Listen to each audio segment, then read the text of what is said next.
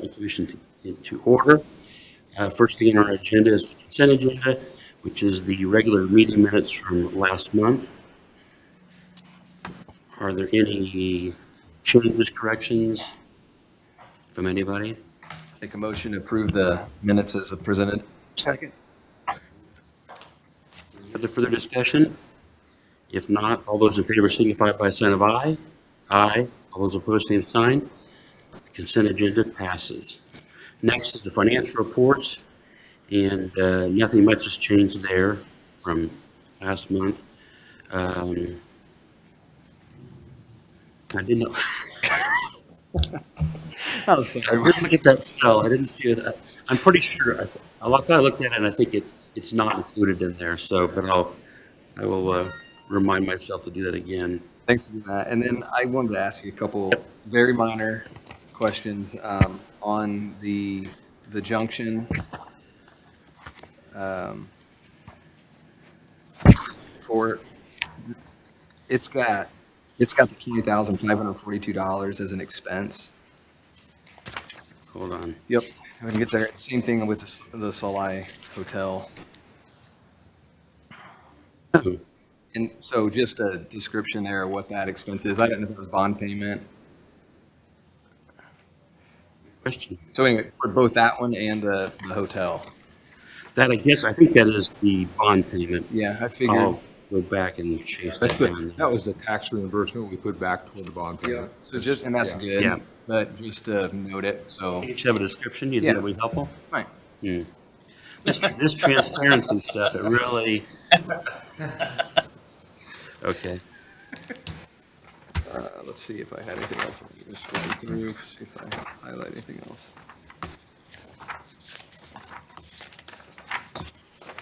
Nope, that's all.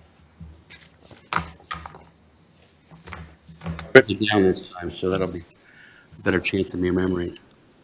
All right. I'll make a motion to accept the financial reports as presented, other than the changes listed by John Michael. Is there a second? Second. Any further discussion? All those in favor signify by a sign of aye. Aye. All those opposed, same sign. Motion passes. All right, moving into new business, we have with us this morning Lewis Cass High School, and they took advantage of the training and education fund last year with a outdoor pavilion education center. This year they've got some stuff, and they've got I suppose you'll explain it, but they got a really pretty fabulous agricultural program, and they, like many others, have got equipment that's going to the seed. So, well, hey guys, whoever's going to come up can come up here now and.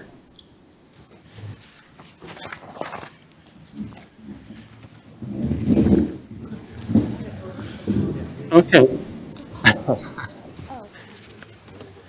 Do I need to press anything on this?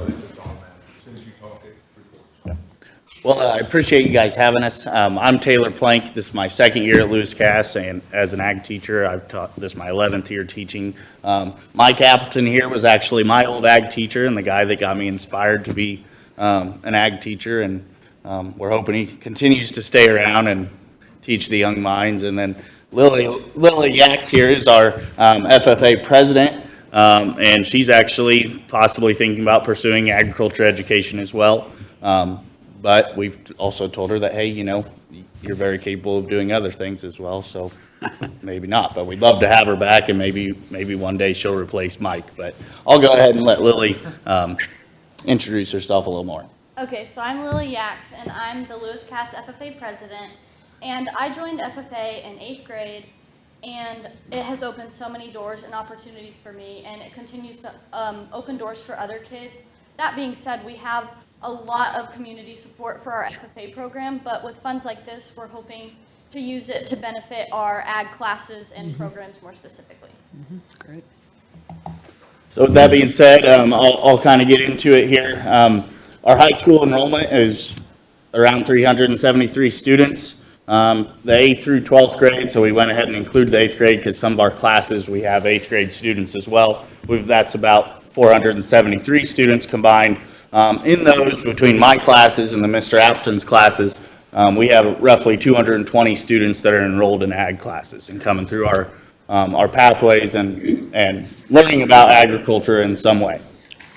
So that's about 46.5% of the student body that we have in 8 through 12 that are taking an ag class. And then there's also a 7th grade exploratory class as well that's not even mentioned on there. So we're the only pathway in the school that students can receive that tech honors diploma, which is something that the state, the Department of Education, is wanting kids to have more certifications and more tech honors type diplomas. And then several of our classes are dual credit through Ivy Tech out of Kokomo or Logansport, and can kind of set a kid up to go ahead and get a jump start on an associate's degree or bachelor's degree through those. So our landscape and horticulture pathway, some of the items that we were hoping to possibly get from there, and again, we appreciate the opportunity. I know this has kind of been presented before to some of the administrators of Lewis Cass, and I know sitting here talking to Mr. Young, we didn't really know that this was out there and available. So knowing that it is, and we're excited to have the opportunity, and we appreciate you inviting us here and even listening to our proposals. So, but in terms of potential careers, landscape architecture, landscaping, landscape nursery, greenhouse production, floral production, and then obviously there's many jobs in terms of, you know, going and working for a Helena there out of Walton, or lots of different farming operations that some of these, you know, the horticulture and landscape pathways can kind of spark an interest in plants. And, you know, it's hard for kids to get into farming these days, but in terms of selling crop insurance or selling seed or selling fertilizer, I think there is a lot of that around Cass County and not just Walton. With that, so my classes, I have a principal's class that has 8th graders and some freshmen and some sophomores, and that's kind of our introductory course. They get to plant plants in the greenhouse from seed, help water those and monitor those plants, and then eventually they'll plant those in the garden, in our school garden. Then we take all the produce from our school garden and we donate that back to the community there in Walton. So we actually have a little stand on the edge of town, and we just put out whatever produce we pick each week out there. So throughout the summer, we have FFA kids coming in and working in that garden, weeding and harvesting. And then when we get into the fall, we'll get a new batch of 8th graders and they actually harvest it. So the kids actually see the harvest process first, and then they are planting the garden for the next year after that. So I think that's a really cool experience because, you know, growing up, I certainly had a garden at home, and my grandparents, and helped my grandma in the garden. But I think there's a lot of kids and families now that don't have that gardening. That it sounds so basic, right? To experience planting a garden and putting one in, and creating your own food and your own produce. You know, you go to Walmart and 2 little zucchinis are like $3, you know, when a pack of seed is $1.69 and has more, you know, creates enough zucchini for us to put out 50, you know, 20 to 50 pounds each week. So I think those kids getting that experience is something that they would never get elsewhere. So a tiller would help us with that garden each year. I think last year Mike brought his tiller in one week. I brought my tiller in another week. It'd keep us from having to load. It's not real easy to load a tiller in and out of the back of a pickup truck. But that would be one thing that we would use that for. It's just helping us prepare our garden and possibly using that other ways. I know there's times we'll do projects on the athletic fields at the school with my landscaping class, but then we might go put in a new flower bed somewhere, and a tiller would be an easy way for us to tear up the soil and be able to remove that sod and that soil so that we could lay down plastic and then put stone in or mulch or whatever we plan to use. But we would be able to utilize it in more areas than just the garden. Watering system.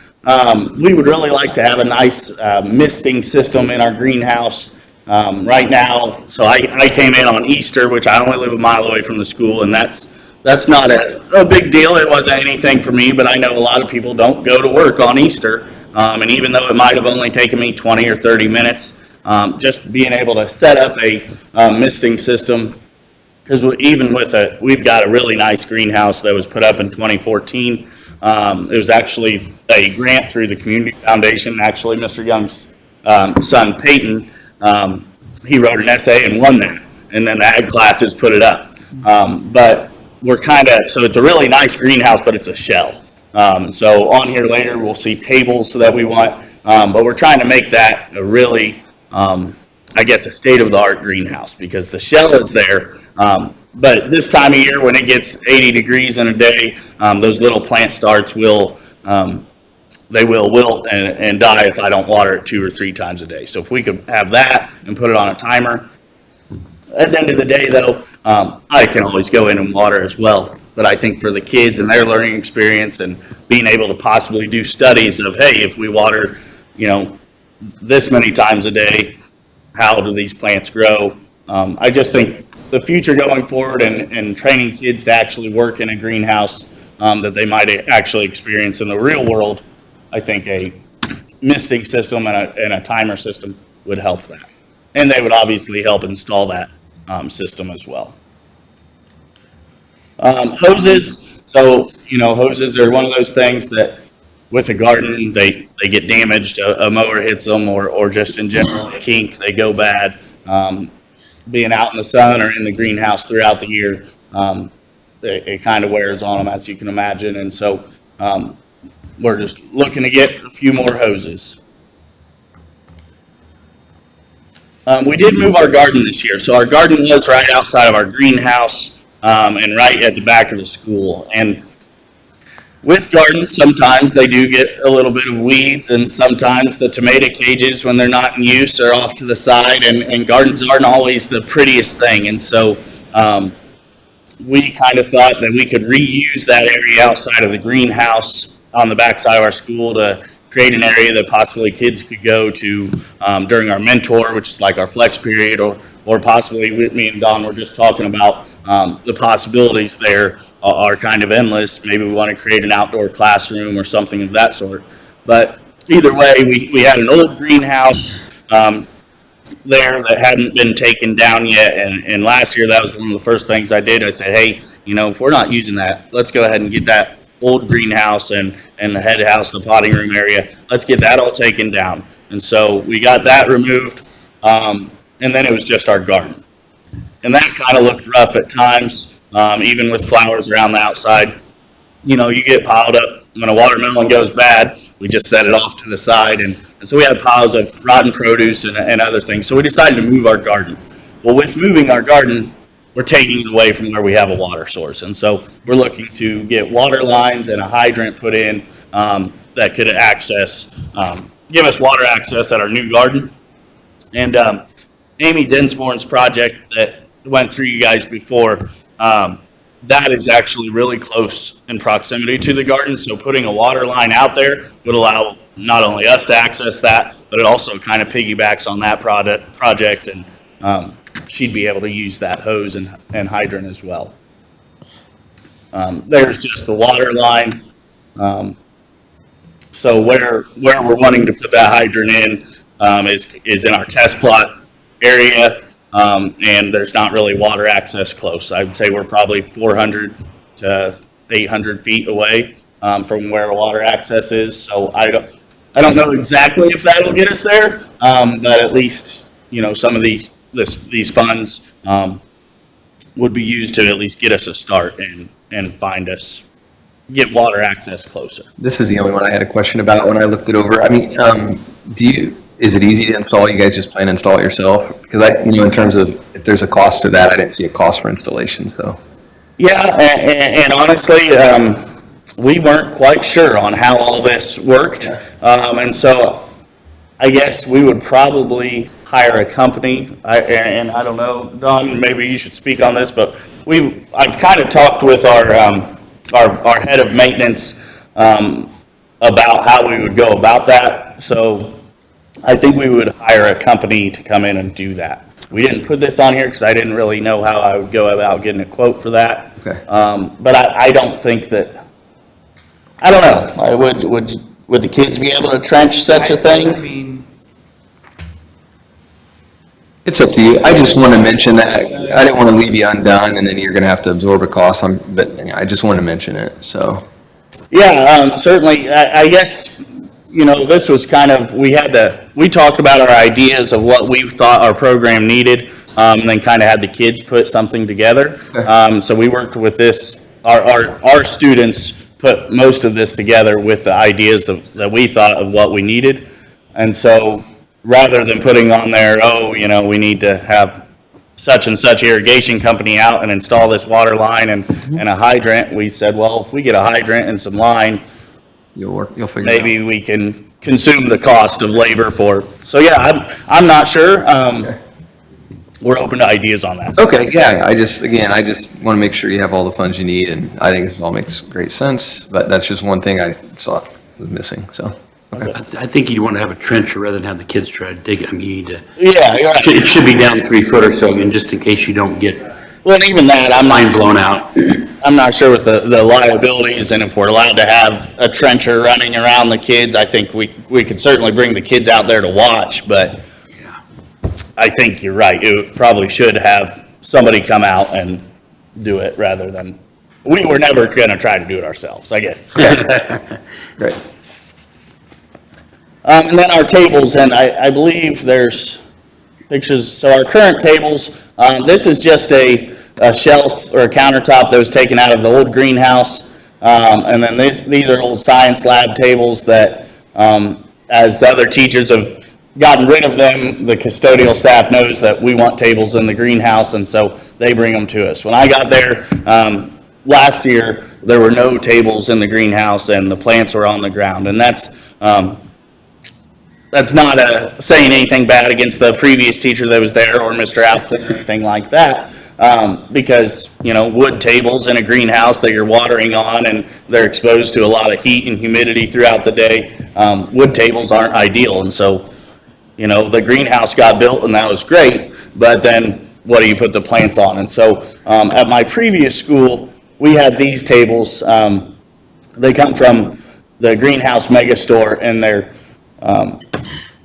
galvanized, and in the 9 years that I was at Delphi High School, we had those tables, and I didn't see any of them rust, and they had been there a lot longer than I had. In fact, the greenhouse was starting to go bad, and I believe those tables came in with the greenhouse. So I realize these tables are quite a lot for tables, but they have drainage through them, and they should last. And that was kind of something that I was wanting, is we've got this awesome shell of a greenhouse. How can we really finish that project, which was started in 2014?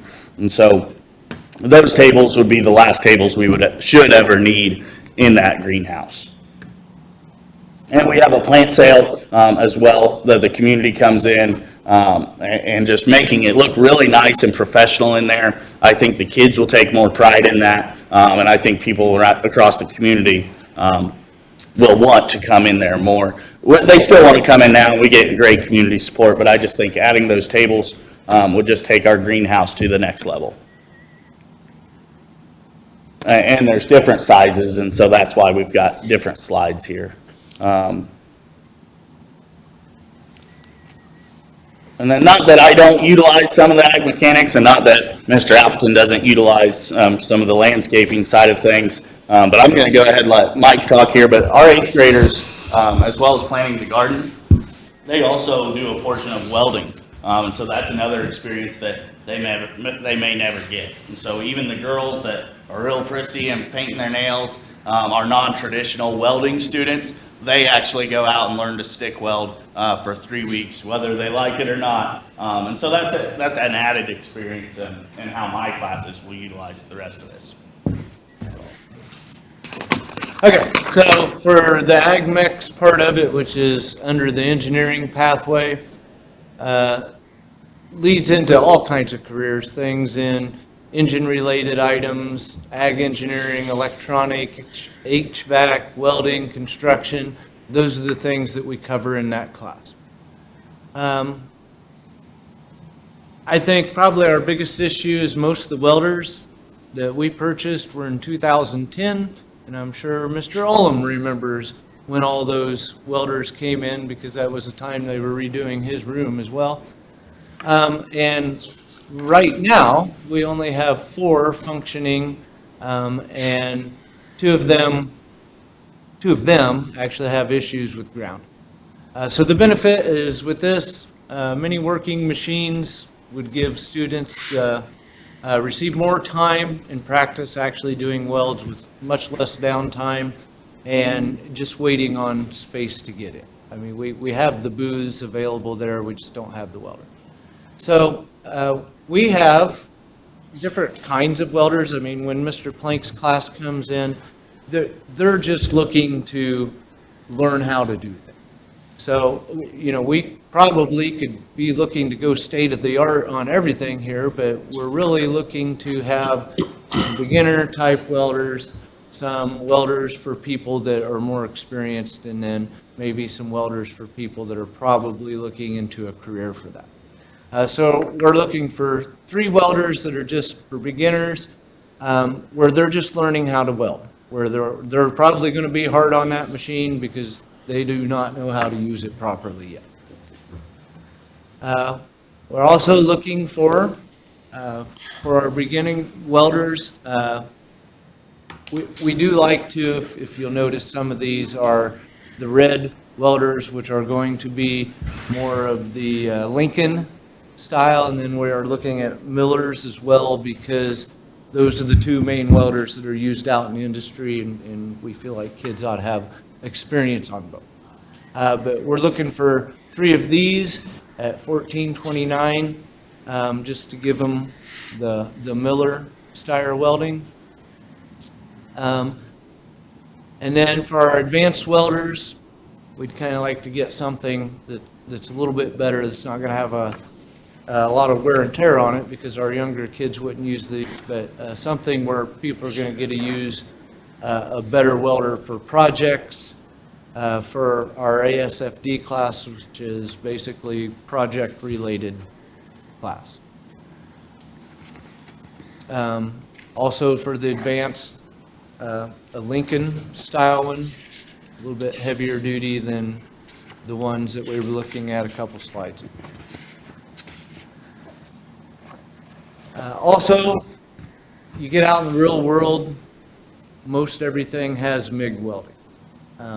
I am a firm believer in you learn how to weld by learning how to stick weld, because anybody can make a machine run, but it is important that they do get hands-on experience using things that they've used in the real world. And you go to Lafayette and go make trailers at Wabash National, you're going to use MIG welding. You're not going to use stick welding.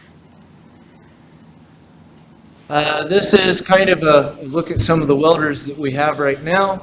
One of the 2 booths with non-functional equipment that we just have there for spare parts, because when we do have an issue with something, it's pretty easy to go pick something off of one that was in existence. And that is what we're trying to replace, and then maybe not have 2 booths that are used up just to hold stuff. You put all those slides together, that ends up to be a cost for all of the first part's landscaping stuff. 15 grand total for what we're asking for landscaping, and then right around 20 grand for what we're looking for with welders, and then you put it all together, it's about 36 grand. I think that is it. Wonderful. One of the things we've learned since we've got into this educational funds and things like that is that you are facing the same things that Logansport was, where they had power tools were all corded, and they went out in the industry and everything was cordless, and so they were so far behind. And your story is very similar. So don't feel like as if this is the idea, is that the kids learn on modern day equipment, so they actually have job opportunities when they get out. So that's say this is what this program is all about. So don't be embarrassed, in the future this kind of stuff happens. Okay. Mention a couple things. Yeah. That Indiana code was established, there was some argument that TIF districts were pulling money from schools because the money doesn't get distributed directly to schools. So they created the Indiana code. The 3 things they addressed basically had to be for education and training purposes, which It is. The permissible uses, all that qualifies. The only thing it really doesn't is personnel. You can't fund Teachers. teacher salary and things like that. So that's a check mark. The third main category is the money, which is the base part of what we're looking at. The code specifically says 15% of the revenue that's generated in the TIF, not the balance, of what the revenue is on an annual basis. Lewis Cass is solely the school district of the industrial park. So talking to Andy Mauser at Baker Tilly, it's okay to give the money to Logansport because they have Lewis Cass students that come to the career center. But primarily, if they were to request it, they should have the access to the industrial park generated revenue. Last year, that TIF brought in $296,603. The 15% of that revenue would be the max is $44,490. It's just a little history of where we're at, so they could go up to that amount if you approve it. So this is under the 44, it's a permissible use, and what they're doing fits perfectly with those categories. Is that for calendar year? Calendar year, yes. We don't have 2025 distribution numbers yet, so I'm going off 24 actual. Hey, Bill, there's been no school district distributions this year, Correct. right? I know Logansport is coming, but what we'll focus on is the other districts, which is about $200,000 more that they would be qualified for. If we solely look at the industrial park for these guys, that's the $44,490. Gotcha. I guess my only other question is, has anybody else from Lewis Cass School District weighed in on them taking the majority of what funds would be available for this calendar year then? I've worked with our polytech and our max teachers, and at this point, this is the direction we want to go. Okay. Polytech's not that kidding. Depending on how today went, this is learning for us. So I'll go back and I'll meet with our fax teachers, say, hey, this is kind of how it works, and this is what we're looking at. Okay. Good thing where this is a better fit, not saying Polytech is not, but some of their students go out into different counties. Miami County, I think, is a big one. Where this ag program in the welding is Lewis Cass County. So it fits perfect. I had talked to, can't think of his name now, but about this in the past, and he had a hard time giving me numbers because they have, their career center is not just at Lewis Cass. They go to McConnell and some other places or whatever. And so he had a hard time giving me numbers, how many Cass County students will be in that class. And so this is actually is a better fit. He never did get back with the different stuff because that was a question. And then also, are we buying equipment that's going to be at McConnell? It needs to be in Cass County. I mean, just kind of what it is, or that's our opinion anyway, is that we're not here to fund Miami County. They've got their own TIF to do that, whatever. So that money, this is a perfect example where it's all your kids in your school are all part of this program, and as I say, so it works out very well. Okay, I'll make a motion, we accept resolution 2025-318, which is approving funds for the improvements for the Lewis Cass High School Arboretum. The amount of money is $36,037.37, and it will come completely out of the Industrial Park Fund. I am going to abstain because they're buying something from, or getting some hoses from our store. Yeah, so I got that, so I'll abstain for that. Let's see, what else was I going to say? I'll second. Okay. Any further discussion or questions? All right, all those in favor signify by sign of aye. Aye. All those abstain, same sign. Motion passes. All right. Thank you very much. Thank you, folks. Thank you, guys. Is there anything you'd I like forgot to tell you, yeah. from us? Here's one more thing. This thing can work two different ways. We can give you, you can basically present to us paid invoices of all the stuff from the different vendors, and we'll just cut you a check. Or you can have us, if they want to invoice us, we can pay them also. You've got quite a few vendors, so you probably are going to be better off just buy, I don't know if the school can just buy it, and then we'll reimburse you for whatever it is. We can't give you the money until you actually have it, but once you get it and then give us a copy of that, we can do that. But we can also pay the vendors too. We've had some cases where people, they'll just give us the name of the company, give us an invoice. It has to be invoiced to us in that case, and then we pay it that way. But I'm guessing you guys' case it's going to be easier if you can. Just buy what you need. Give us copies of all the invoices from all these different companies, and we'll just reimburse you. And usually, it's done within 2 weeks after we get. I told them, I said, we could, if they bill them to us directly, it's not a problem for us just to pay it.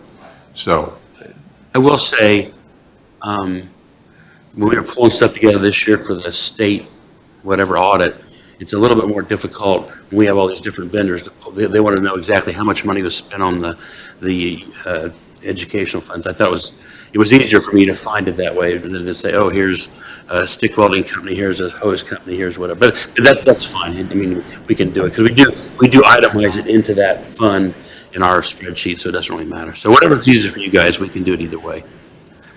All right. Thank you, folks. Oops. You guys need pictures of things once we have them and they're up, or a presentation or anything like that? Is there any type of feedback you'd like? Well, I will say this. The other gentleman I talked to, and I can't think of his name again, he's a retired guy that's looking help with the program. I had said it might be nice to invite us out for a tour of the facility. And this was like we were talking about the career center you've got, because it was like, it was like he was very unclear about what's being done. This is off-site. I said, it was in the summertime. I said, well, really, you better. We enjoyed when we came to the career center in Logansport. We were just amazed at the number of kids that were working on a car or welding or using a lathe, a metal lathe or whatever. So that, I think that we don't have to have that. If we have a copy of an invoice that's paid, that's pretty much what we have to have. But I say, for future purposes, it'd be nice to have us, invite us out anyway for a tour to see, okay, so we know if you go, here's our nursing program or here's our, whatever stuff going on. So, but no, you don't have to have, as long as you've got, give us an invoice that's been paid, that's all we need. Okay, excellent. Well, thank you very much. Thank you. And you get this every year too, so it's available all the time. We've had like 3, this is our 3rd Lewis Cass school member. There's a reason we have a member that's non-voting, that's a school board member. And because, in the case we had Lewis Cass, because so much stuff was Logansport based, and I say every year we kind of like befuddled as why they didn't, shoot after it. But then a couple of them only showed up once a year, so I was kind of, but they weren't doing you any favors. But anyway, now you know how it works. I think you'll probably be back more frequently. We appreciate it. Okay, thank you, folks. Thank you. It's good to see you. You guys Well, have Sally a said great that too. day. All right, next on the agenda is Resolution 2025-314. This is a leftover from last month where we had the bid letting, and behind the page for the Resolution 2025-314, you'll see the summary of the contractor bids. They were $204,329 was Shepherd Construction, $230,000 was M.R. Lauthan, $232,542.16 was E&B Paving, and $453,400 was Solid Finish Construction Incorporated. I think I gave everybody a copy of all those. I went through them all, and basically the great thing was they all really had all. Usually guys missed something. They all had all the details, had all the information, and all that kind of stuff. Shepherd came in as the low bidder. I think Shepherd is also the company that's doing Lexington Village. I think they may have wanted to have, for my 2 cents, when you get contractors and you got plumbers, electricians, and all these kind of different groups, sometimes it seems like it's like human nature that they want to start cutting down the other guy. In this case here, it's nice to have the same guys building the houses do the driveways and the sidewalks and stuff. So otherwise, they couldn't, since the houses aren't all, normally you would have a development where you're building houses and you do the driveways and you do the sidewalks. In this case here, they're gonna have a sidewalk but no driveway because no one's bought that house yet. So I was kind of pleased that in this case Shepherd was the low bidder, because then they're not saying, well, those guys have put those sidewalks in, they're an inch and a half too high and they don't meet up to the driveway. And so I was very glad that it turned out this direction, because it was really safe and stuff. In your packet that's got the supplemental stuff, it has the complete Shepherd package in there, all the requirements. It has all their paperwork, has their bonding information, has their insurance information, has their proof they're an Indiana contractor, et cetera, et cetera. So anyway, I would like to recommend that we select Shepherd as the contractor, or the winner of this bid. So Resolution 2025-314, I make a motion that we select Shepherd Construction to provide the sidewalking for Lexington Village in the amount of $204,329. And it will be coming from the Consolidated TIF Fund, and also, I guess it's split down here. $184,000 will come from Consolidated TIF Fund, and $19,965 will come from the TIF Construction Fund. We still have some money left over in that Lexington Village construction fund we had originally. So we use this to kind of clean that out and move on or whatever. This was my only thing on this. Two things. There wasn't a fund number in there under Section 3 for that. And then the other was, we got $72.91 of interest into that account. So now there's $20,038.25. So, and that will change every day. So it seems like we need to just. So that we can amend that to that Whatever. amount. See, I did this last week Yeah. and didn't have the bank statement, so I used February, or would be the March, I guess, March or February balance, and not the March. So It's I don't know how you want to word it, but it's basically whatever day you do this, you want to exhaust the funds out of that account and then take the remainder from the consolidated account. That would be my, if you want to zero it out. Otherwise, we're constantly going to be having pennies in that construction account, as there's going to be some interest accrued. And I was going to say, the problem with that is going to be we won't pay these until Shepherd starts billing us, which I'm sure will be another month. So that's or what I two. think, however you want to say it, it's just whatever day you cut the check, we take the balance out of the Lexington Village construction account, empty it on that day, and then take the remainder from the consolidated. Yeah. Do you have to identify the dollar amounts on the resolution, that specifically? Or could you set it? Usually you do, because that gives State That'll Board of be tough. Accounts the ability to follow where those funds are at. What we can do, we should be okay though, because on Section 2, it says to approve the use of not to exceed 184,000. We won't use that 184,000. We'll be a couple hundred under that by the time we add in. So, I guess the way to reword, we need to reword 3 then to say that the commission authorizes the total use of the Logansport or the Lexington Village Construction Fund to install sidewalks, whatever that amount is at that time. And that way allows us to close it.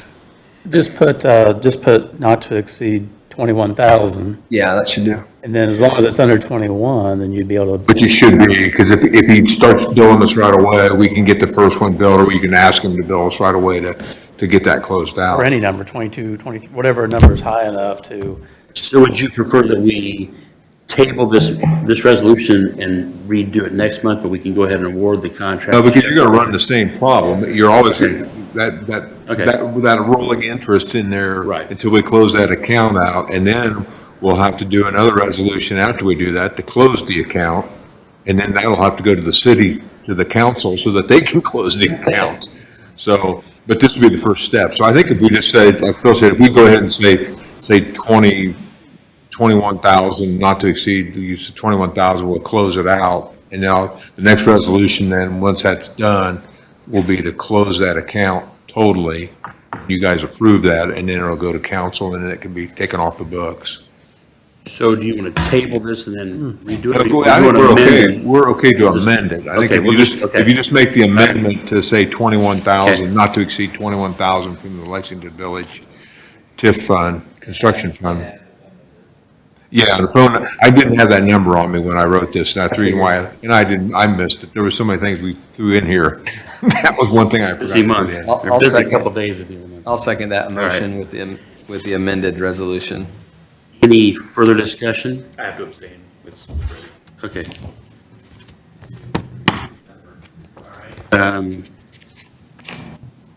Also mine. All those in favor signify by aye.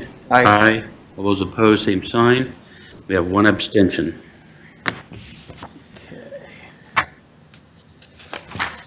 All right. You have anything up further? On that one, no.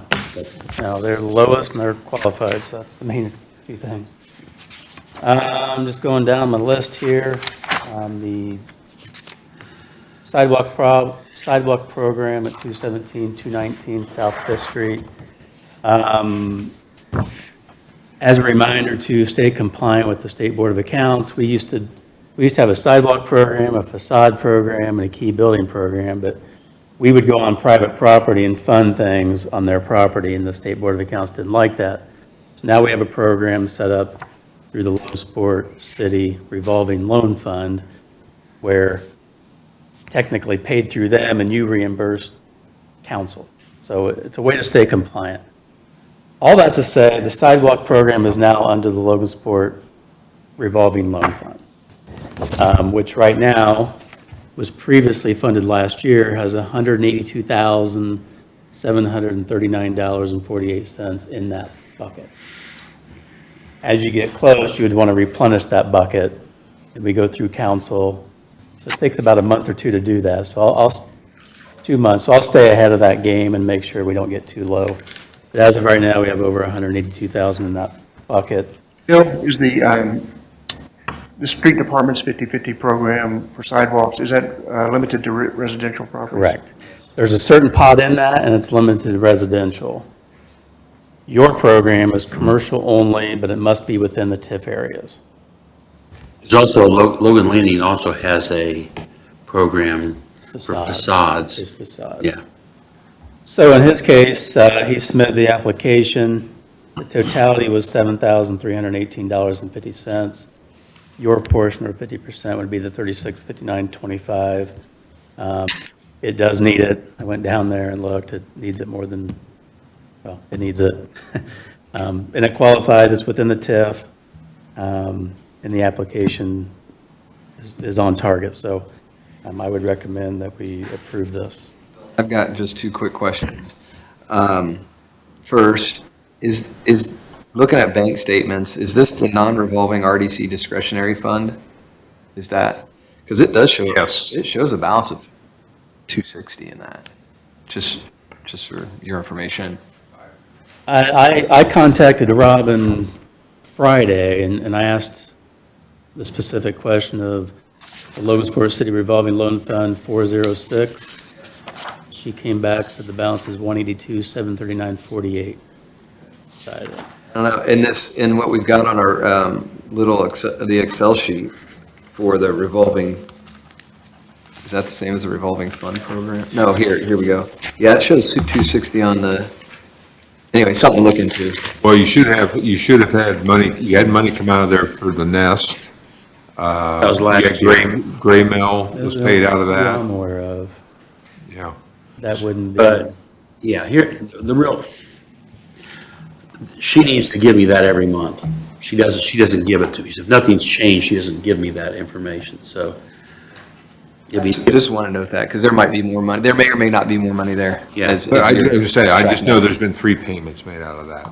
We've only gone through, I think, three programs have done that. The title company, the Gray Mill, and the Nest are the 3 that had exterior programs that we paid for out of that.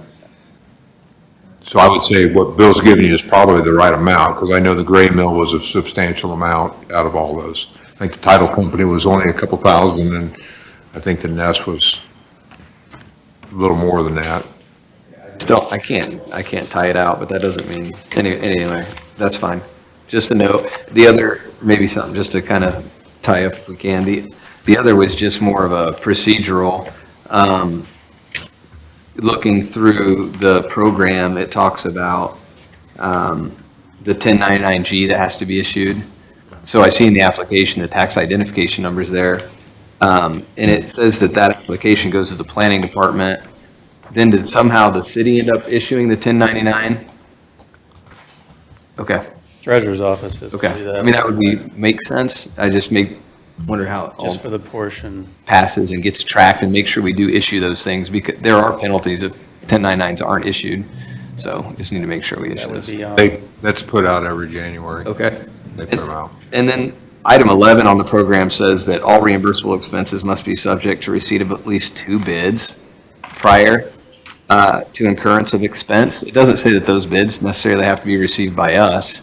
So I don't know if that's something we need to understand, or just assume Jim got 2 and we got the lowest one and we move forward. It doesn't really clarify, but I just want to point it out so we don't find ourselves not compliant with our program, or we know how to answer the question when it's asked. Take on this specific instance, he had contacted another and they weren't timely in getting back.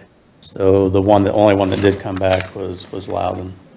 So Typically, that's called out for. You have to establish a solicitation for up to 2 bids.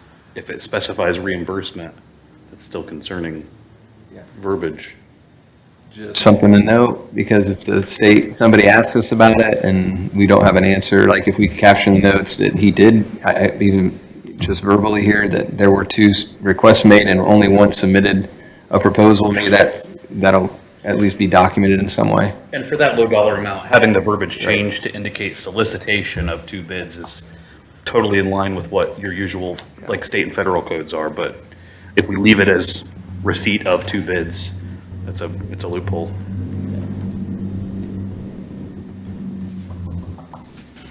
I would say the best approach would be to amend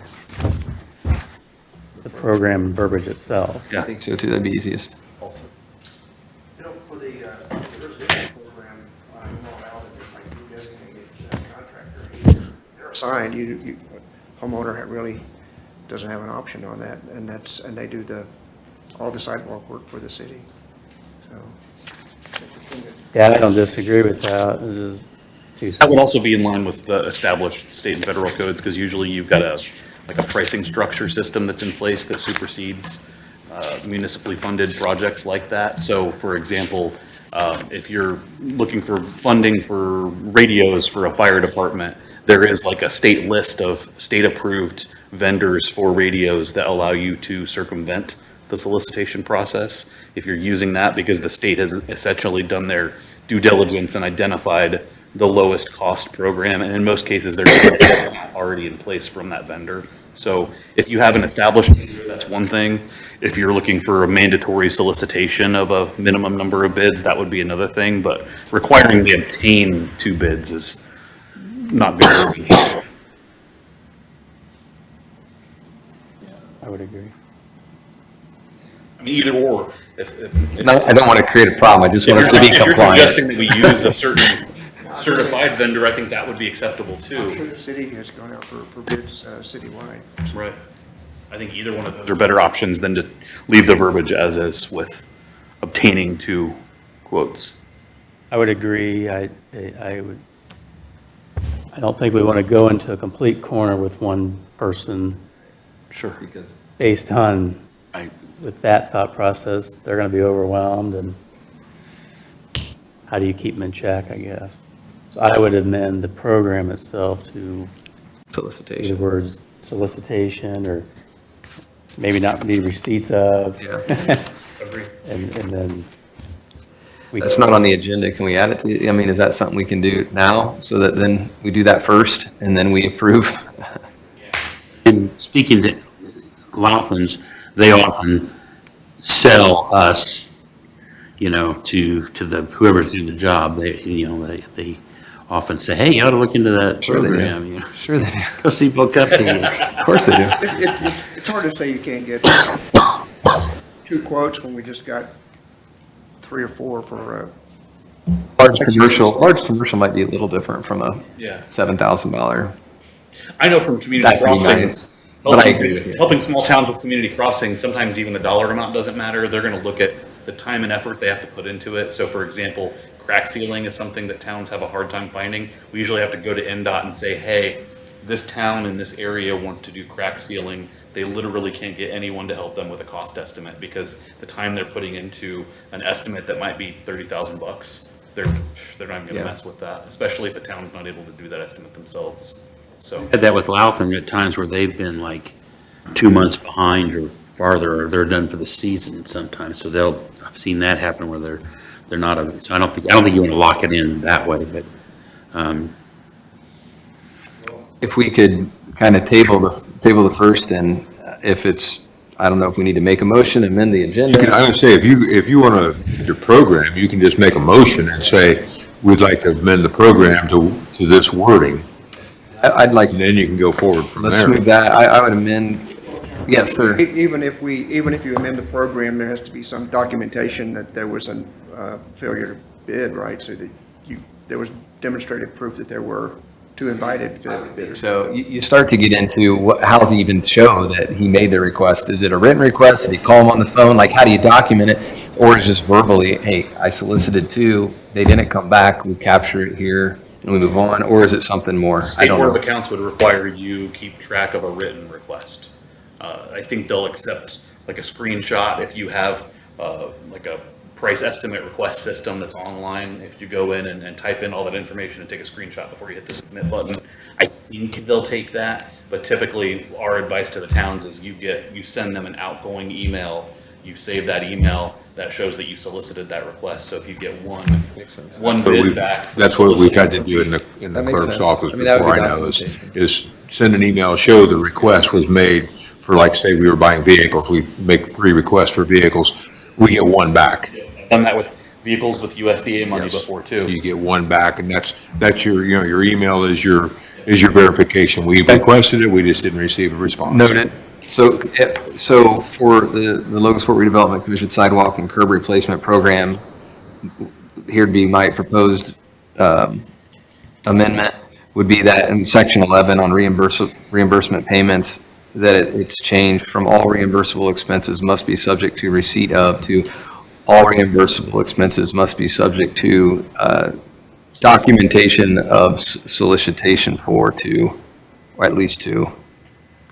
Documentation of at least 2 solicitations for bids prior to. I'll second that. Any further discussion? We have to have him go back and reply, or at the very least submit his proof of the second solicitation before we approve it. I think that's just a game myself. I think because then it doesn't say you have to take the best one, or, because then it doesn't say, I think you would even amend it to say it's subject to receipt of a qualified estimate. 1, I don't know, we're talking about sidewalks here, we're not, I know. I don't know why we'd put ourselves in that bucket of, because then you're kind of calling out some contractors, they didn't get back to them, then you're going to have in the file that so-and-so didn't get back to you quick enough, and just doesn't look good. I don't, The only night, I mean, the city, is, for instance, uses Loudon, period.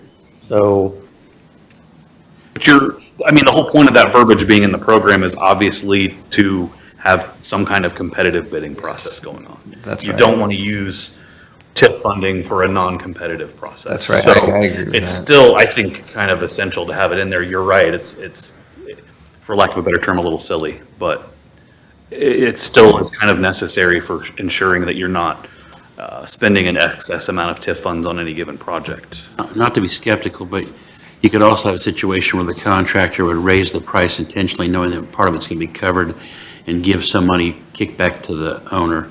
Not that anybody in this town would do that, but, it does kind of open an interesting door that, Maybe, then how about we modify the verbiage to, I don't have it in front of me. Do you have it? Yeah. Sorry. Yeah. What if we modified it to reimbursable expenses must be subject to solicitation of a minimum of 2 bids and use of the lowest provided bid. Lowest qualified bid, thank you.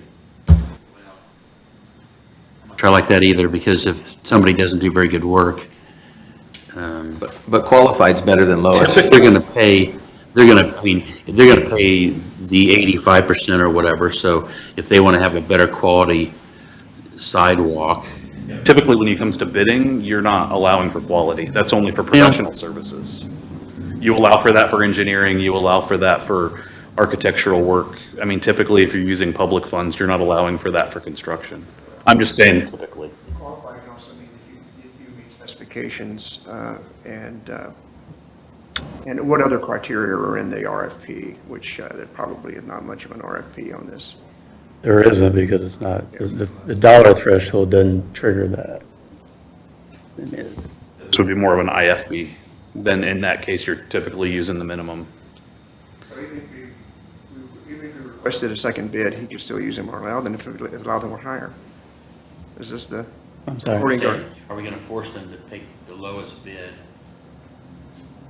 I Why think, require solicitation of multiple agencies if you're not going to require they take the lowest bid? You're shooting yourself in the foot if you don't have that in there as a requirement. There's an interesting situation happens, like in the school corporation, where they got buses, and there may be somebody that's 3 hours away that has the lowest price on repairing your bus, and they use the phrase, I think, the best price, or Best value? kinda, yeah, and so because they found if they got to haul 2 buses to go drop a driver off, drop a bus off, they have to drive back, they got to go back again, that they found, like, using a local company, they could actually save money with a higher bid than, and said that, yeah, that's a unique situation, but, I mean, it's, I don't care, whatever you care. there's still a motion and a second for solicitation of 2 documented proposals. That's where we're at right now.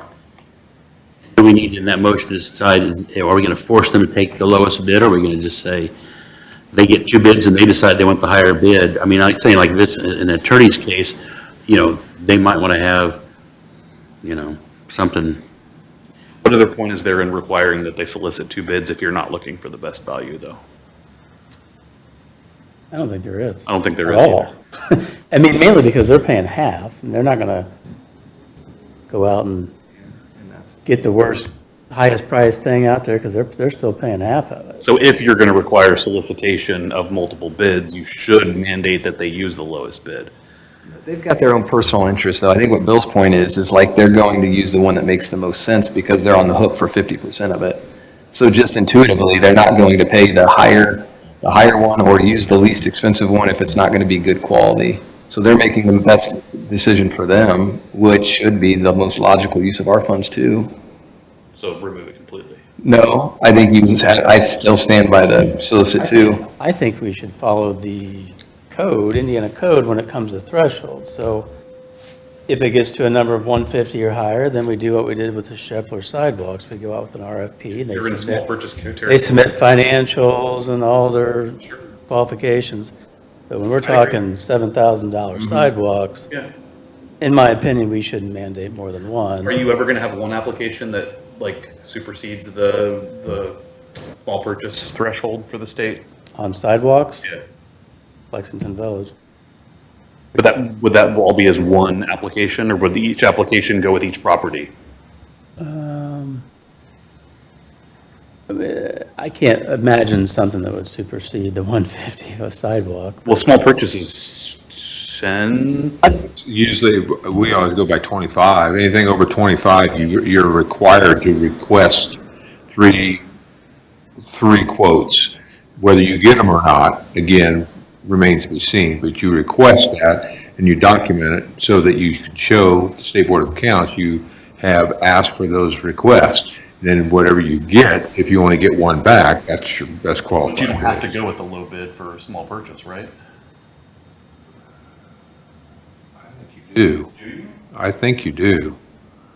I think everything, if I remember right, everything that you bid out through the state for a municipality has to go to the lowest bid, unless you can qualify the reason why you would not take that. So in other words, you think that you got a bid and you know from prior experiences, you may not get a timely product back. So like say sidewalks, we get a bid and we say, oh, this sidewalk's only gonna be $5,000, but he's backed up for a year and we're not even sure that we're gonna have a valid bid in another year. You can go with a higher bid then and say, okay, well, we know this person can do it next week. We can qualify that. So you can usually get by. State Board of Accounts will take that, I know. We've had that done before. Sounds the same as between the small purchase threshold though and the 150. That's basically solicitation and Yeah, it's just, use of the lowest. there's a 150, 150 is where you have to go see. 150 is the large one, but I think at 50,000, there's also, it's a mandatory that you request 3 bids and you get some type of return. And I think at 25 is where you just have to request it and you may only get 1 return. I just think we should follow consistency. We're governed by State Board of Accounts. So if the trigger point is 25 or 150, then we should always follow, our program should follow that. Should mirror. For instance, we just approved Lewis Cass. We didn't ask for 2 bids, 3 bids. It's the same concept.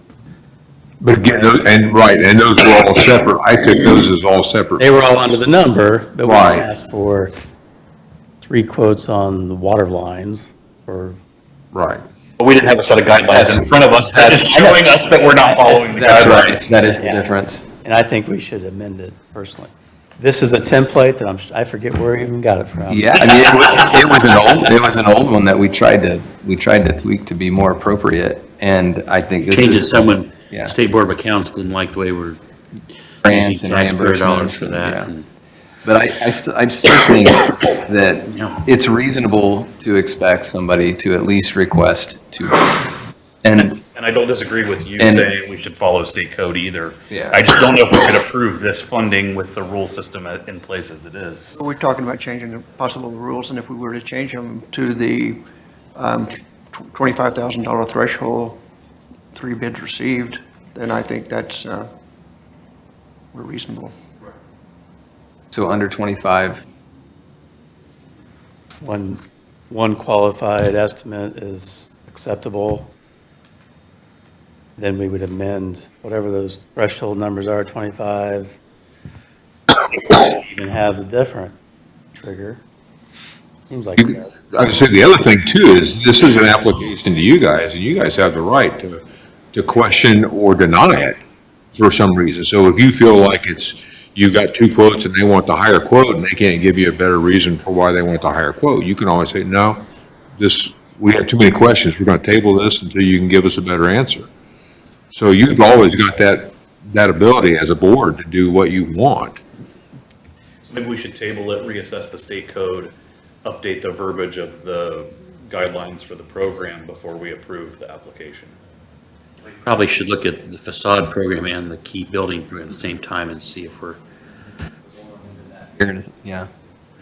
we've got the same issues, but I would say at a minimum, because I'm probably sure he's on a list to get done here, and it's hard to get back on Loudon's list.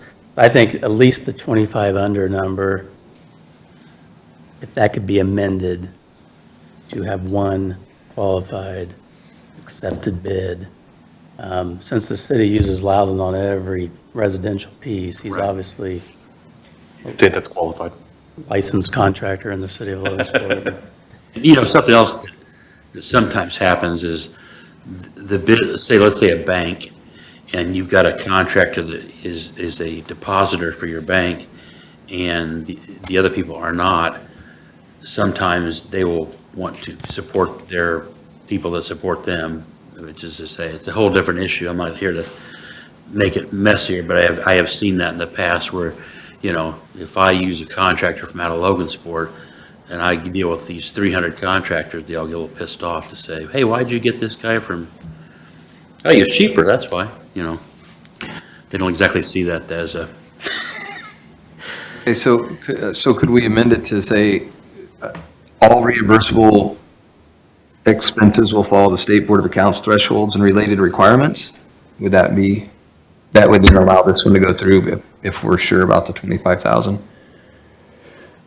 That, or you just add another sentence on the sidewalk program that says all reimbursable expenses under $25,000 only need a, That could also be better verbiage because, and again, you know more about the smaller purchases than I do, working with grant funding. My focus is more in the federal, not the state codes. But at least at the federal level, those thresholds can change. So if we were to name specific dollar amounts in our policy and those state thresholds were to change and we were not staying on top of it, we could find ourselves actually opposed to what the state code is. But if we change the verbiage to ride whatever the current state policy is, we would just have to make sure and do our due diligence and check that every time we got one of these applications and know what the current thresholds are. The only difference is you can only get $5,000 through this program also. So that is something. So that right there sets your cap at 10,000. Yeah. So, that's my point. yeah, I mean, we could I say, like the if you want to say under discussion. 25,000, we Okay. can. I just don't think this particular program needs that. I think Sure. with the max being 5,000, Mhm. good point, we're not going to have the 20. Okay. Sometimes we miss the small details. Yep. So, So I would say on this program, since it's 5,000 or less, we can completely amend now, currently, just say all are just subject to one qualified bid. In this instance, and then modify the program accordingly later. If we amend it now, we can then, since we only have one quote, we amend it now and then accept the quote from today and get that job done.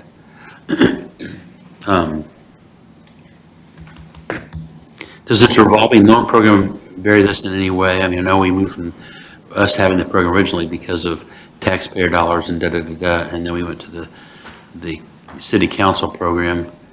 Do we have to take their rules into consideration? They gave you all authority on approval. Okay. so the amendment would be all reimbursable expenses must be subject to one qualified bid received prior to incurrence of expense. Yes. And that's the sidewalk program, section 11. Motion made. Seconded. Discussion? All those in favor signify by sign of aye. Aye. All those opposed, same sign. Motion passes. Mike, do I have this document? Do you want me to make that? I think we all have it. I have PDF. I probably have the Word version. When we do the minutes, we can pull the verbiage off that he just said. Fine. We'll just I'll update try to it. find it. I've got got- Word documents of all I've got a Word all three document of it. programs that I can go back and If it's a amend. PDF, I can modify that. Yeah. You can send me the minutes in the PDF and I can change that and send it back. Okay, great. Do we need to also approve though this application? Right. So now that we've approved that, we're back to, Resolution 317. I'll make a motion that we approve Resolution 2025-317 as presented. is there a second? Second. Any further discussion? All those in favor signify by sign of aye. Aye. All those opposed, same sign. Motion passes 4-0. Okay. Hey, we're moving now. Oh, where are we? Now, the next three would be in question. Well, let's move forward, then we can circle back to that. So one's 25,250. 25,250. We have a key building list. The next three resolutions are 216 East Market. You have a key building and an exterior improvement program request, and then 220 East Market. For familiarity, 216 East Market is the Dr. Lawrence, where Dr. Lawrence was, and then 220 East Market was the Pulse Music. On the surface, you would look at 216 East Market and think, oh, that's one of the better buildings downtown. New facade, but that kind of, unfortunately, is where it ends. There's a lot of structural problems going on. Aaron and I walked through both facilities with Matt Llewellyn, and I mean, you can literally just take your finger and chunks of mortar just go flying and dust. So it's pretty critical that with those structures all together, right now they only have these 2 buildings, but there's potential for the other ones. So we're focusing on 216 and 220. We've had a key building program for what, 2 years now? We haven't really ran anything through it. My original, like, really, 2022 is the original, the list of key properties you have is from 2022. And then you got your packets now, or I brought before, there's a 2025 updated, and I think there's 1 or 2 additionals since then. But yeah, it's been at least 3 years. And at the end of the day, and we'll figure out how we're going to get there with the program, at the end of the day, we can go up to $150,000 max per key building. And you see there's a lot of buildings on that list. Is 2016 on there? It was not in recently, yes. To your left, that's the additional units. Okay. Right by the bottle. I had the same question. Where are we looking? Okay. You should have a paper I gave you before the meeting. I got that. Malcolm's, yours is right there. That's it? Yeah, Okay. But I don't That's see the- 216. It's on the new one. yeah. Full transparency, that's been. Third one down on the new list. I'm sorry, just got separated from my. That's been recently. Oh, I got it. Because again, when you just look at that building, you don't think it's an issue. Structurally, it's just as bad as the others. So that's why I walked through with Erin to get that on the list. She's the gatekeeper. Keeper of the list. Sure. Gatekeeper of the list. So at the end of the day, we can have a max of 150 in all these properties. The good thing on this one is once we figure out how to get there, the totality of our expenses here, just over 70,000, and the SCI property group is looking to put over $1 million in these 2 properties. If we get to structural questions, Paul Lembach is here. I hope he's still here. Yep. There he is. If there's a structural questions going on, I know there's brick issues, there's roof issues, there's some demo that needs to be done internally for structural reasons. So those are the 3 requests. But again, I don't have the programs in front of me, but I'm probably certain they probably say Up somewhere. something similar to the 2 bids or the 2 estimates. In your packet, your supplemental packet has all the verbiage in there. Bill, is this property undergoing ownership transition? or- Yes, they're looking to, and correct me, Paul, if I'm wrong, the 2 properties in totality have a purchase price of $180,000. In fact, I think you closed on it last week. They closed on it last week. Okay, and what will the future use of this building be? Can't get into too much specifics, but the second floor on each building would be residential. First floor would be professional/retail/office, which fits the zoning, but it's going to be one of those makeups. Alts is vacant now, I mean, it's not. Also, both are vacant. And was there a business at the Lawrence? I don't think there was anything beyond See- what he left. Closed. It's completely empty now. Okay, It's still fitted for that. There's little exam rooms and gotcha. it was extremely outdated.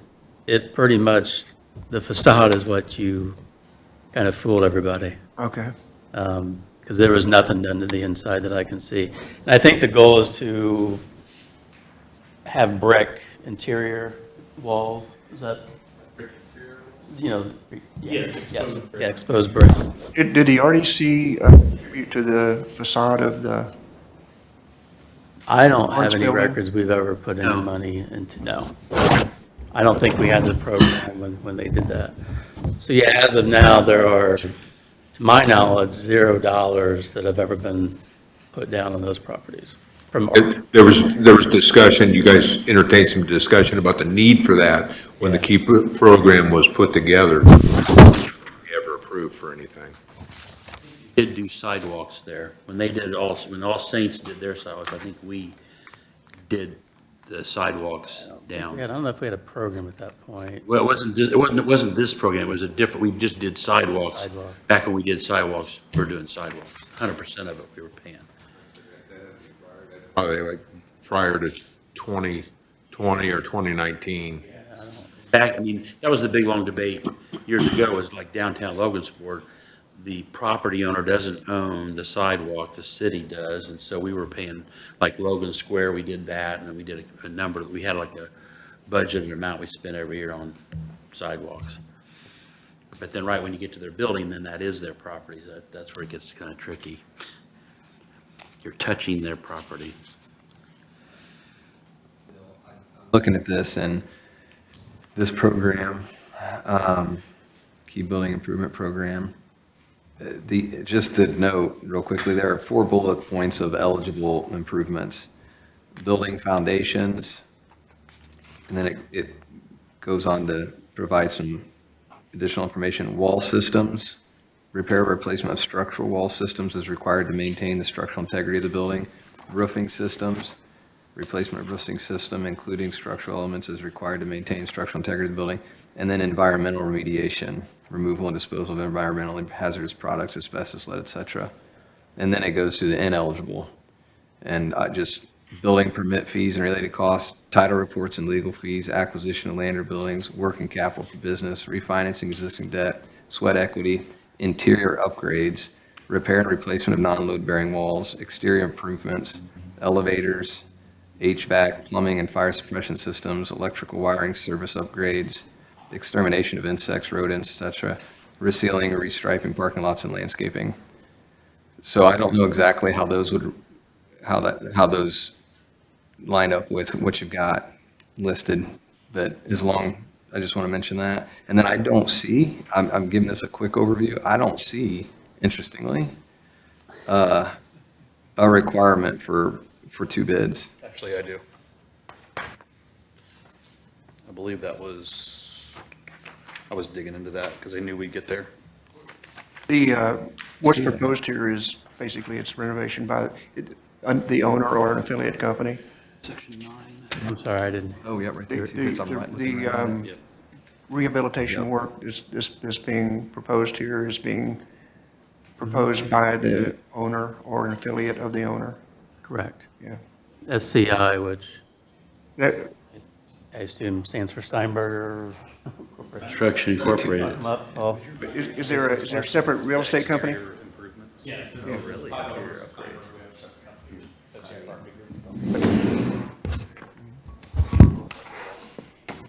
Quick repair would, I think, fall under the wall systems and or foundations, but the interior, on the other hand, maybe. There is a 2 bid requirement, it's just section 9, so we'll have to figure that out.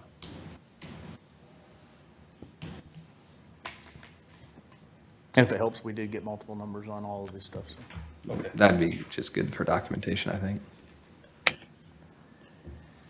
Well, you heard that list of acceptable and eligible and ineligible. Did that line up with what you got here? Yes, I believe all of that will. Everything we're doing is for the masonry structural walls in the exterior. We have to expose them on the inside, we'll do the demolition so we can see what's there and what needs worked on. And then the tuck pointing is all found at our exterior brick, which are structural walls, none of it's interior walls. So the scope that's listed in Seco's construction, the interior demolition, is to support the exterior. Correct. To Improvements. open up, we're having them take it all the way down to the masonry on the inside so we can visually inspect it. There's no reconstruction included in that? Nope. Okay. Okay. With that, Well, I'm happy to see that there's the means and the desire to take on these type of projects in downtown Logansport. I have to say, when I looked over the list that Mike sent us, this was my most exciting part of the meeting today. Every time I drive past those buildings, I'm always like, oh, man. Sorry. Seem to. this is great. I mean, subject to just receiving, unless we're going to amend the program, receipt of the other bids, I would make a motion that we approve Resolution 2025-319. Do we need to do them all separate? I s- Sure. I would say do them all separate. Okay. I mean, Okay. just, you can do motions, one, two, three right away, but that way everybody's got a chance to approve or disapprove. I second with the conditions that you added.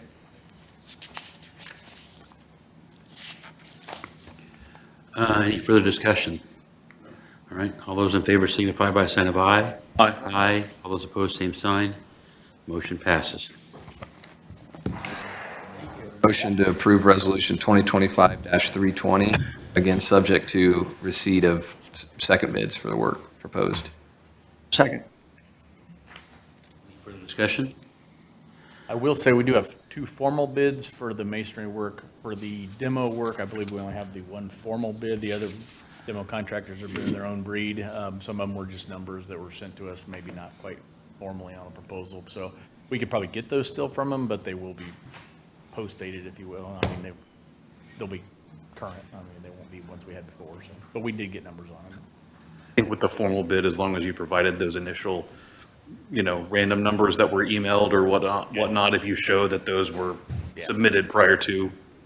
The one specifically I'm thinking of is Cervantes Construction in Logansport. He just texted me a number, told me what it was going to be, and it was way out of line with what we had already had, so. Screenshot Save with a the date. screenshot of that with the formal version of that. And Okay. Vote on that last one, Mike. No. Any further discussion? All those in favor signify by a sign of aye. Aye. All those opposed, same sign. Motion passes. Same, recommend, motion to approve Resolution 2025-321, subject to the same receipt of second bids. Second. Any further discussion? All those in favor signify by a sign of aye. Aye. All those opposed, same sign. Motion passes. Thank you, Paul. Thank you, Paul. Thank you for that. It is the most exciting part. I mean, it is. We've been kicking this EM program around for years. So, the good thing is here, when it rains, it pours in a good way on these. That will put us just over $100,000 left in the revolving loan fund after the sidewalk and those 3 approvals you just approved. I will get the system. I've already actually started the system with Dwayne because we've got to work on to replenish that. We do have that I'm working with, which is the Elks building, the Eagles building, and the IOOF building, which are all on the list, and those would be maxed out. They have, most likely, those would all hit the 150 number each.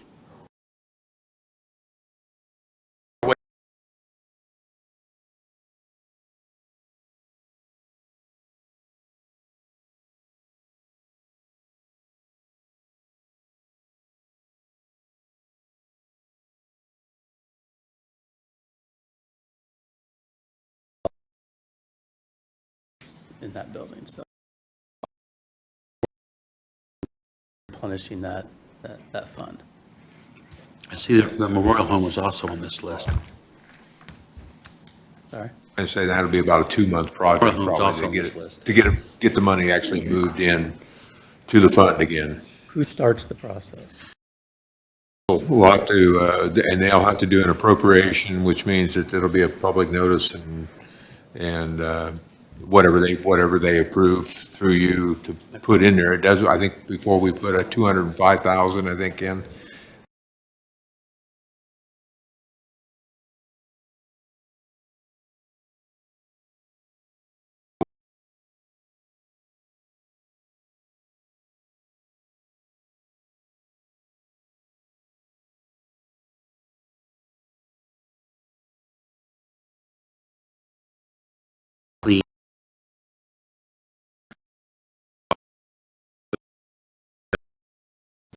Since we kind of are dealing with when Robin when she does give me the list of what happens, it stays on there forever, I think. I mean, I think it's the activity. So we might want to, I should go back and put the nest and whatever the other one was on here, because I noticed that the balance is 2023 at the top of it.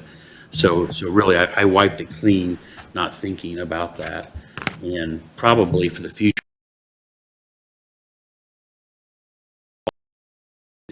that it doesn't You're saying, yeah, because it's non-reverting, so yeah, it will never wipe itself clean. You're gonna have that money until it's all used up and or replenished. And so those are expenses that would have had to have been incurred for the life of the loan program. Top, we have deposits at the top there, so instead of income, we have deposits, so we would, that, all the Board of Accounts, is this the stuff we probably are gonna keep an eye on that, I would guess, so I'll, okay. Real quick, Bill, are any of Mike, you mentioned Memorial Home, one of the requirements is that the end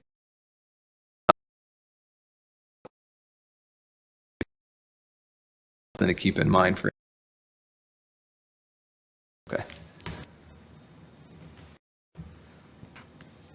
Maybe somebody profitable will buy it. Great. That would be great. I don't think it'll happen. All right. CI? No? Sorry, I wasn't listening. I thought maybe you guys might want to buy the Memorial Home. Okay. Next up is, Mike, you have.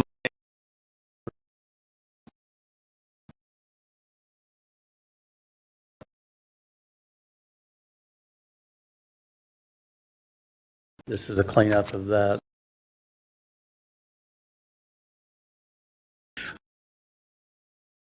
Back from Baker Tilly. This is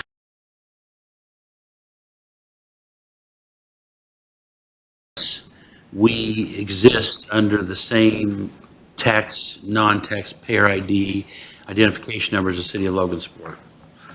So the city gives it to us, and then they believe that when we get it, then we should start paying taxes unless we file the exemption paperwork. Baker Tilly said, how can that be if they are the same ID, if they're the same identified number as you guys, how is it that you would have, I mean, we didn't realize, we thought that we were tax exempt. And the county has come in and said, oh, no, you're not, you need to be doing this kind of stuff.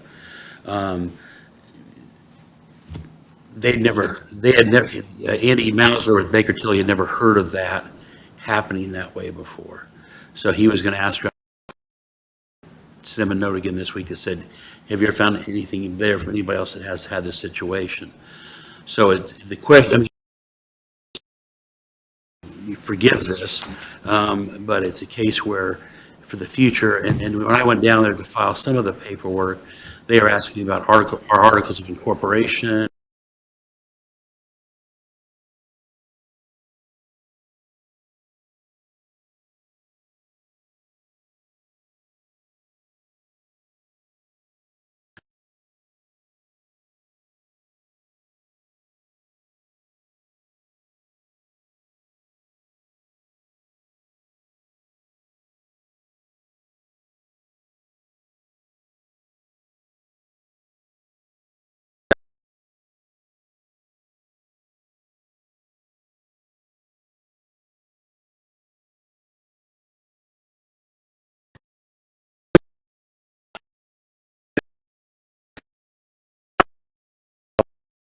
We had to get that transferred. So there wasn't time for a back and forth debate with the county. It was more, okay, we'll do it here. If, for instance, if you approve it, I guess, and then you ask Kelly Lehman to research it further, because it's kind of ridiculous. One thing I noted on this resolution, especially with that in mind, is that I wouldn't want to pay the whole thing.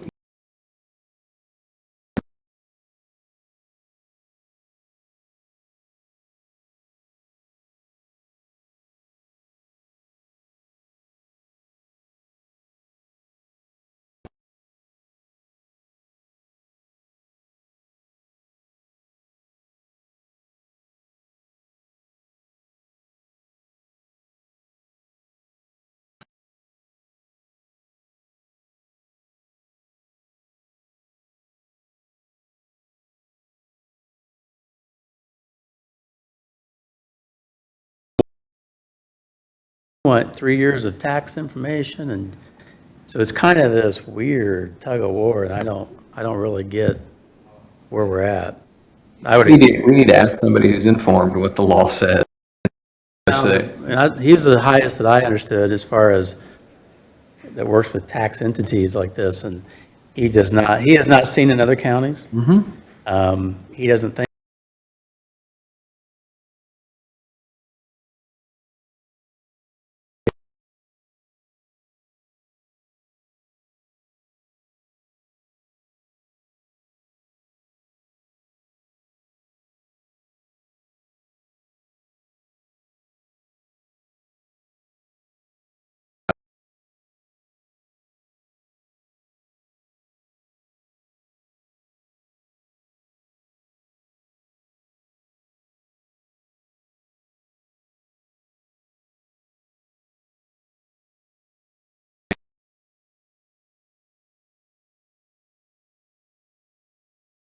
From his point, that seemed legit to me.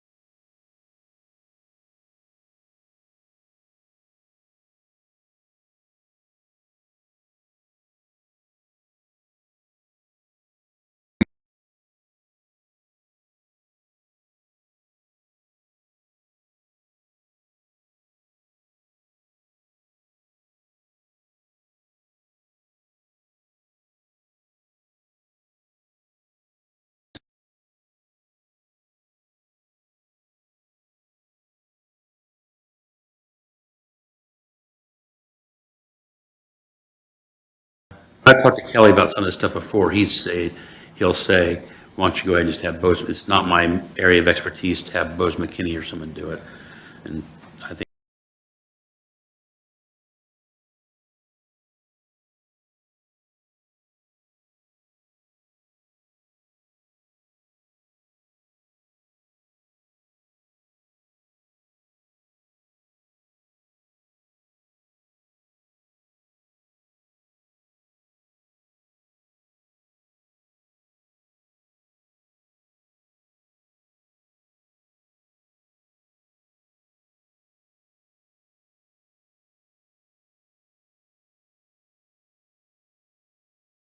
us at the county building, they seemed kind of confused also about what was,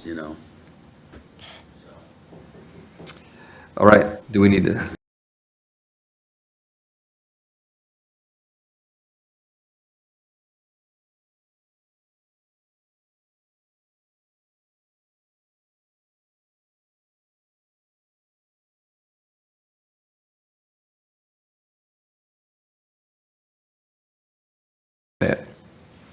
Second the motion. Any further discussion? All those in favor signify by sign of aye.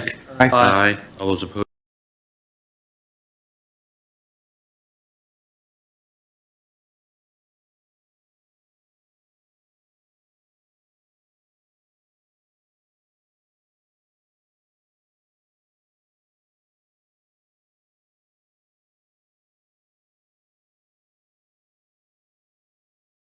Of agreement.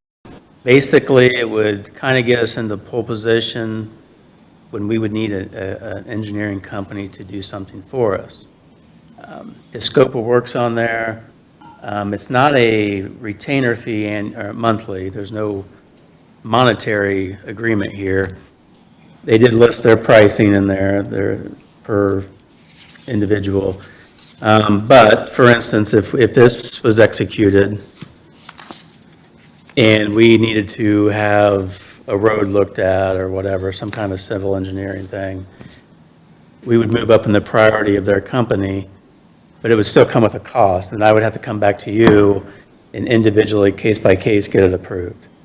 So you're not approving the monetary, you're approving the concept of having an agreement with HWC. I know the county uses them, we've used them. There was a question on some contractual verbiage from John Michael. Talked about ownership rights of certain things. I sent the response back to you two that had the question. I don't know where we're at with that, but Ben's here to address any questions. Definitely increase the velocity of the decisions and business that we conduct here.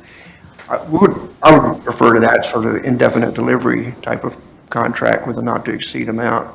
But when you have a need, we just activate that That'd be request under that contract. good for me. I think this, you're absolutely right. This would speed up some of the timelines. We've had long delays in the past. When we started that work with Lexington Village, it was pretty extreme. Really slows things up. Yeah. So and I wouldn't mind clarity. I think it was going back to, you said, contract or, your legal team for, anytime we're expending money, it's just whatever is happening. I like to consider it ours. We could just make copies of it or get digital versions of it. Seemed like that was in the language, but, any update on that would be good. We can just. I think it's kind of like if you hire a firm for architectural work, it's kind of a creative work. Mm-hmm. We don't really have that function here in this contract. Yeah. The only piece that they came back with, which was in the email, if you just kind of scroll down, was just some of the survey work. If we perform the work and we need to maintain the original, but the copies and everything is for yours to be used. Mm-hmm. But just so that if we did the work and then there's a dispute, if we've handed it over and someone changed it or did something outside of our control, we need to have those records say we did this and this is what we came up with. So Okay. Hopefully I kind of answered the question. Yeah, you'll have full rights to have it, use it. Okay. That's the concern, so. The only concern that I have, which isn't necessarily a concern, just a caution for both us and HWC, is I want to make it clear this could prevent them from getting grant funding or being included as local match in grant-funded projects for the city at times, depending on what the funding agency is. So, like, for example, HUD, if you're working with HUD funding, HUD will let you pay out of pocket your engineer, and that counts as your local match, and everything's hunky-dory, and there's no problem at all. But with EDA, for example, if an engineering firm has touched a project in any way, shape, or form, even in a preliminary fashion, they not only can't receive grant funds, but they can't be included as local match. So you still end up being out of pocket for construction costs that are up to or exceeding the local match requirement for that grant funding. So every different agency has their own set of guidelines. I don't know how they would react to an MOA as opposed to an actual financial contract. That's certainly up for grabs. And EDA funding isn't exactly falling off the trees. So I'm not saying it's a real big concern. I just want to float it out there now in case it comes up down the road. Yeah, because we do, state CCMG work, Mhm. EDA work. Yeah.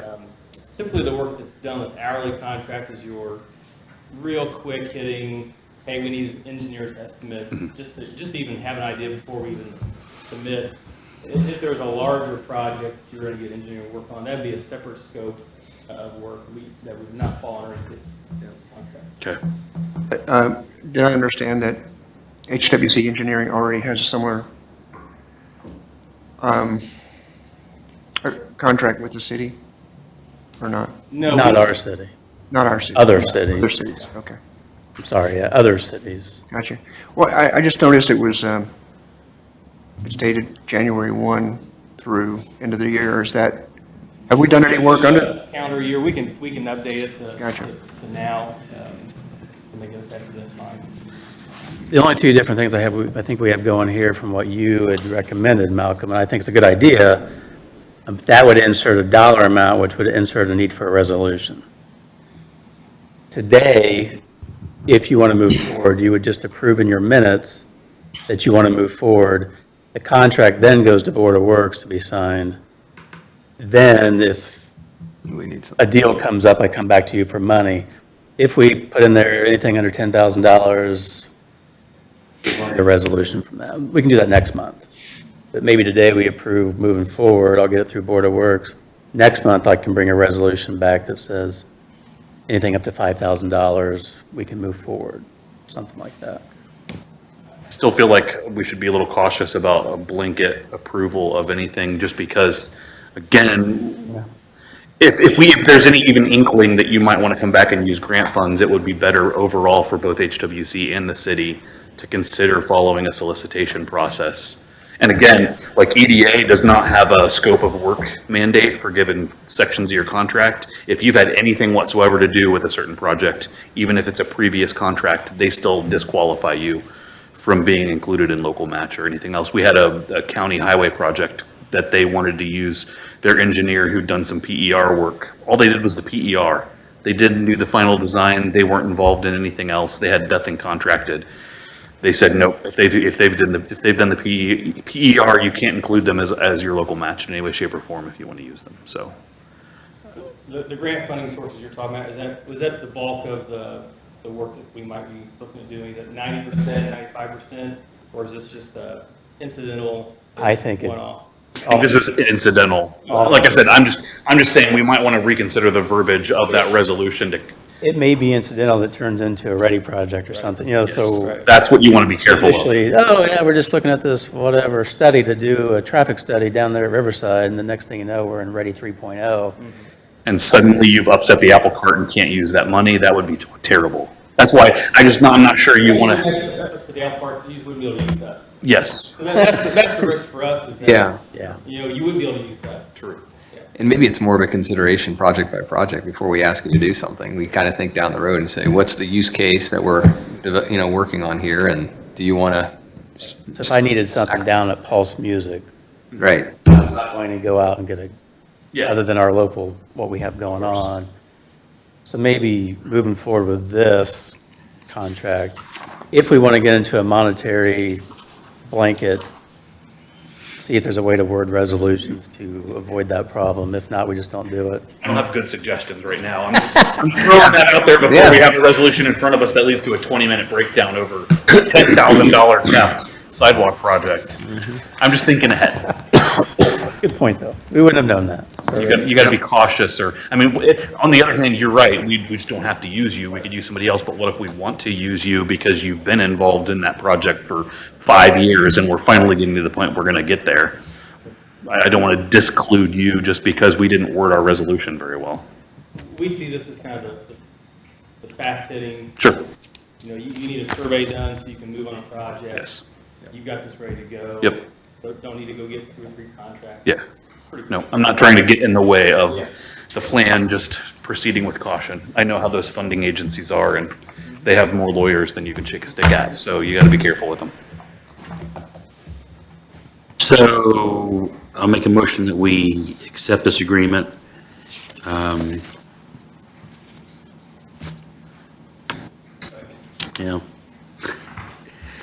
Any further discussion? All right, all those in favor signify by sign of aye. Aye. All those opposed, same sign. Motion passes. All right. Where are we at? Also, there's just more information. Phase 1 came back, it was acceptable. That seems like a year ago. It was acceptable from your group. We had to get our required two appraisals. They both came in at or above the purchase price. So we've moved through all the checks. We are to have a closing tomorrow. What I think needs to happen, and you're better at this than me, the wire would need to be there by tomorrow. That would probably have to go through Board of Works today. No. We have to do a claim. We'll have to do a claim for that eventually. We'll do it like we've done in the past. We'll wire the money, and that's why I had checked, because it's got to come from the downtown. I was checking to make sure we had wire transfer availability there. We'll go ahead and send the wire in. Mike will have a claim to sign to show that that money is being moved. And then, that claim will go through next week at the Board of Works. It's one of those behind we're behind the eight ball with the way we're doing it, but there's not really another way to do it with the way the closing was. So we're approving the money, going to use the money and then approve it a week later. We moved along. We may get dinged on that one, I don't know, but I mean. I'm glad I brought it up in a public meeting then. Well, there could be something also, because So, there's a that note was a closing. from the people who are closing, that the gentleman from the Diocese of Lafayette that's supposed to be on their side for the closing, he wants to do it electronically, but he's not sure that's legal or something like that. So I don't even know. I have not heard the back and forth of whether that's going to happen. But in theory, tomorrow that it's going to be signed. I'll be there. I don't know whether he will or not. I need you to resend me, I know you sent me, I think a set of emails between you and Scott and Mike and Angie and everybody that had the transfer information on it. And I have looked everywhere and I can't find it now in my emails. Yeah. I found some of the replies, but I can't find the original that gave the amount. So I need to know the exact amount and the account numbers it's going to go through. I'll get that to you when we're done here. Okay. And I've already talked to them. So nothing to vote on, nothing to approve, it's just more keeping you updated. And I do have a very interested group wanting that they've already had architects looking at that footprint. I think it'd be a good thing for downtown, and we're getting there. I had to wait till we actually owned it first. So, Sent you all the phase 1 too, but it's like 2,000 some pages, so before you hit your print button, make sure you know what you're doing. All right. The next one's just more, we tabled it. I was asked to maybe put an email together. John Michael sent an email to Mr. Rosie. The two things that we required was a phase 1. This is going off memory, so correct. Phase 1, and that we are no longer going to pay any utility bills until we own the property. And I know Mr. Rosie contacted Mr. Lehman, and I don't know where those two are at, but we've been asking for updates for a week and get nothing.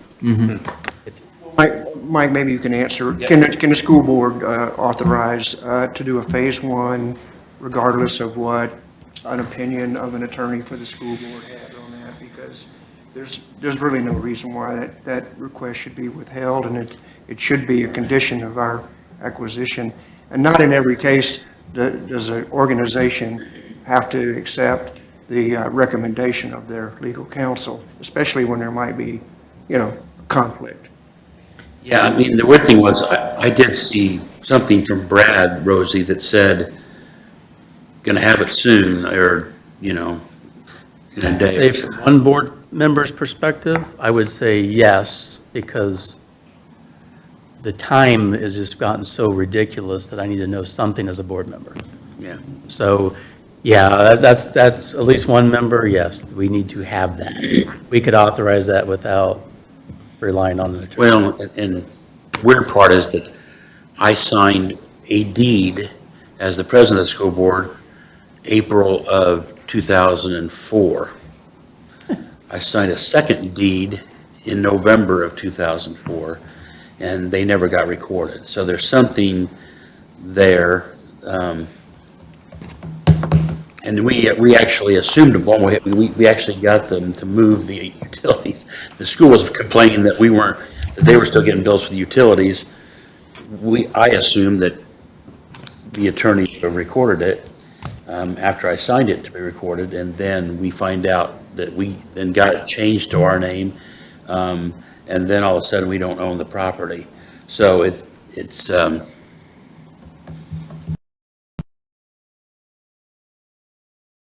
of the Kelly Lee. Well, we need to protect the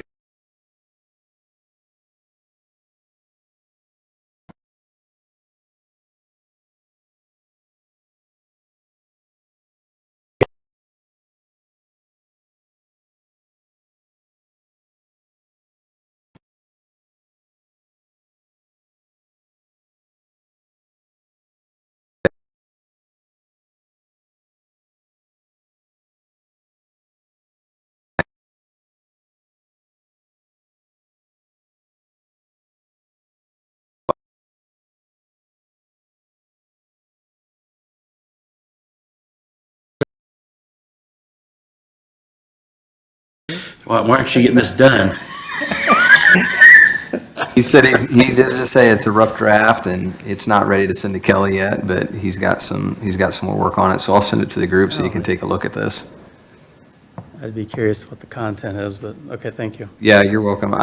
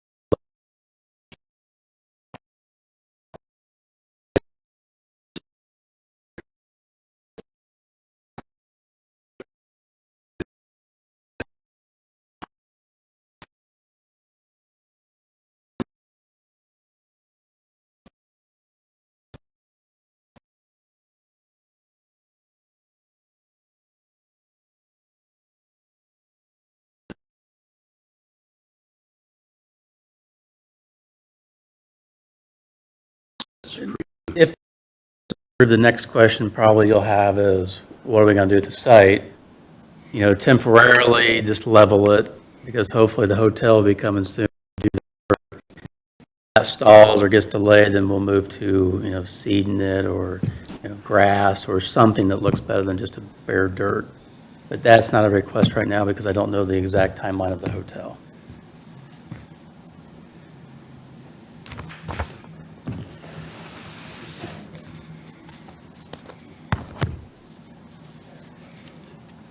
Okay. So you might not be able to, but I gotta stay out. yeah, this is, Maybe you're ready to. it's not specifically the event center property, so. So, we got 3, that'll work. Second, yep. So, all those in favor signify by sign of aye. Aye. One abstention, or I'm sorry, yeah, all those opposed? No, and then, so we have one abstention. Marathon. Thanks. I guess now it's time for Jan. You've I'm a patient person. Can I get the mouse Yep. going?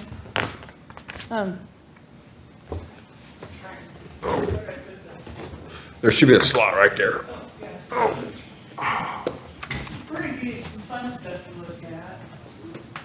If I can get this in here.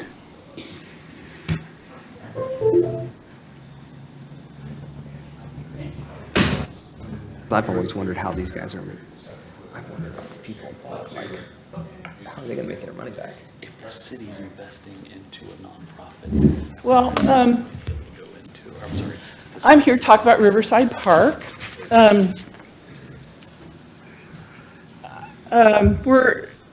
you know, Riverside Park is probably one of the most important parks we have here in the city of Logansport. It's the home of the Cass County Dental Carousel. Of course, the new Vibrant Event Center is there. We put in new basketball, pickleball, fitness courts here in 2022, which the RDC did help us do.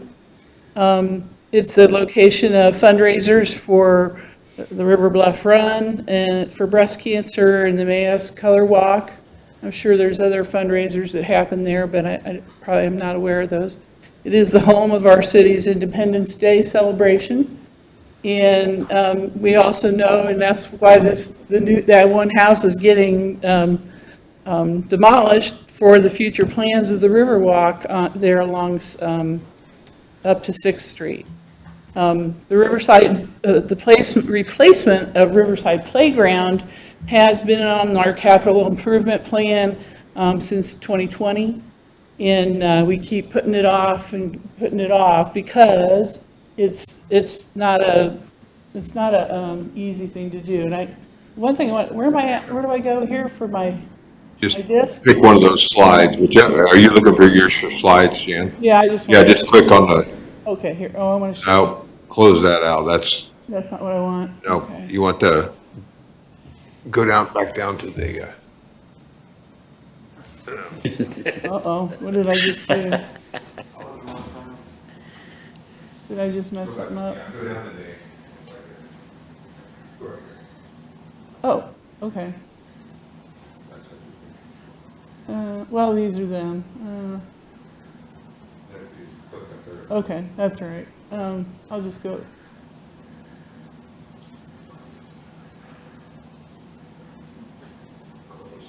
I'm not doing it.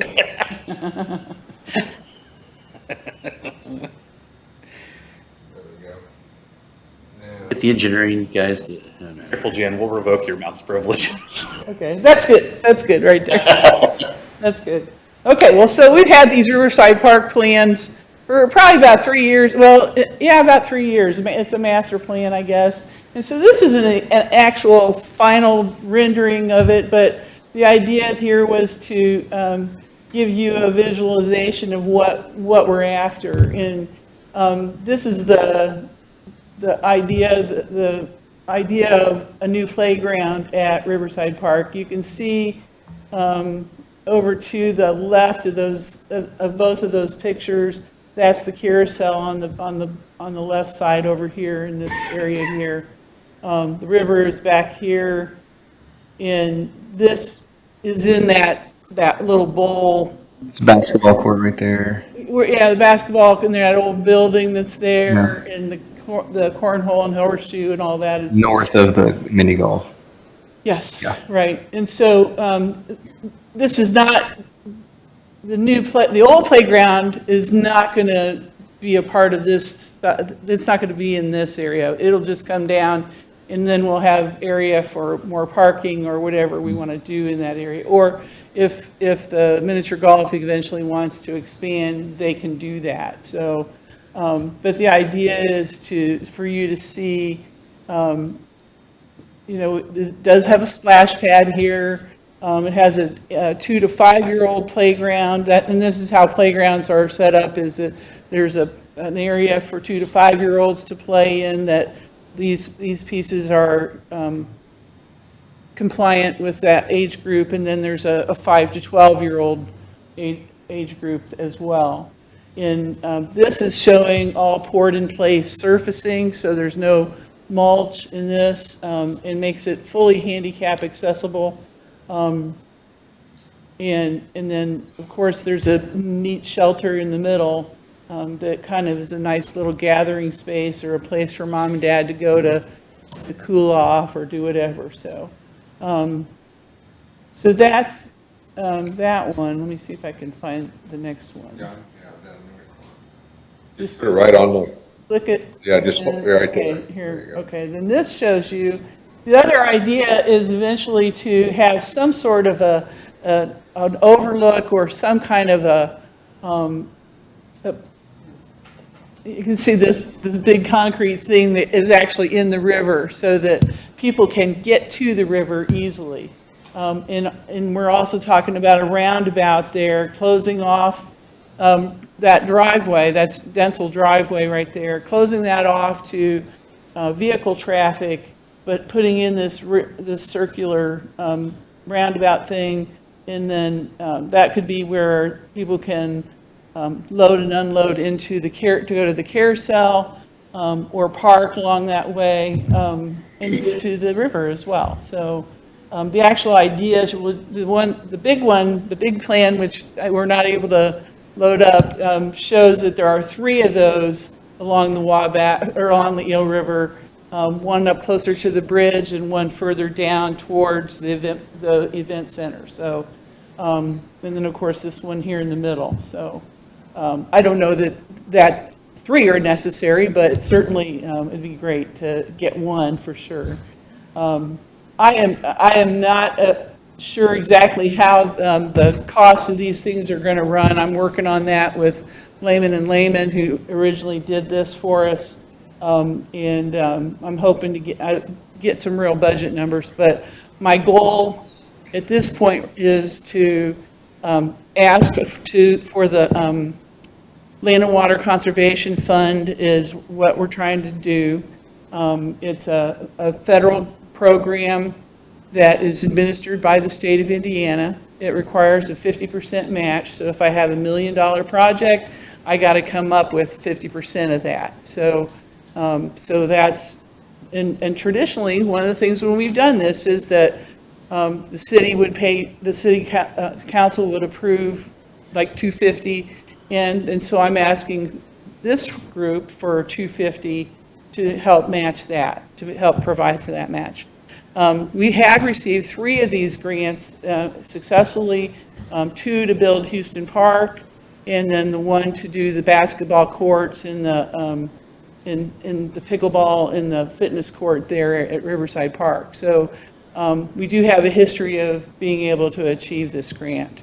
The first question I asked the DNR is like, is this going to be real this year? You know, it's kind of hard, but this is dedicated money from federal oil leases, offshore oil leases, and it's a permanent program that's funded. It's supposed to be funded. They said yes. They said it was still a go. So my deadline to get this application in is August 1st.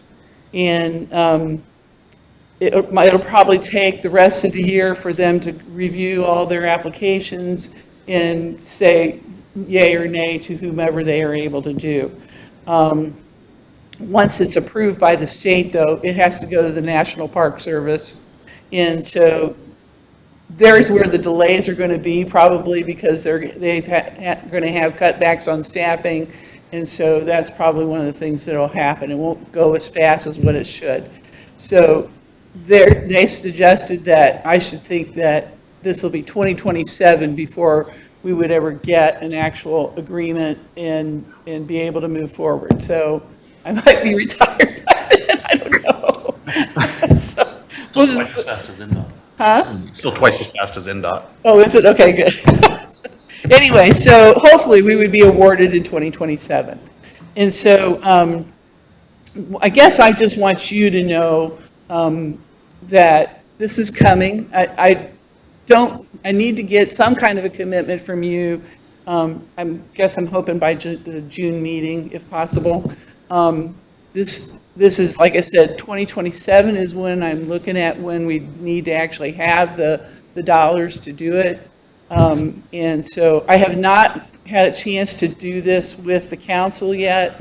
We do have our CIP meeting on Monday night, so the 28th. So I'm hoping that this will, Dave Morris said that it was going to come up during that discussion. So anyway, so that was kind of my plan. So what kind of questions do you have?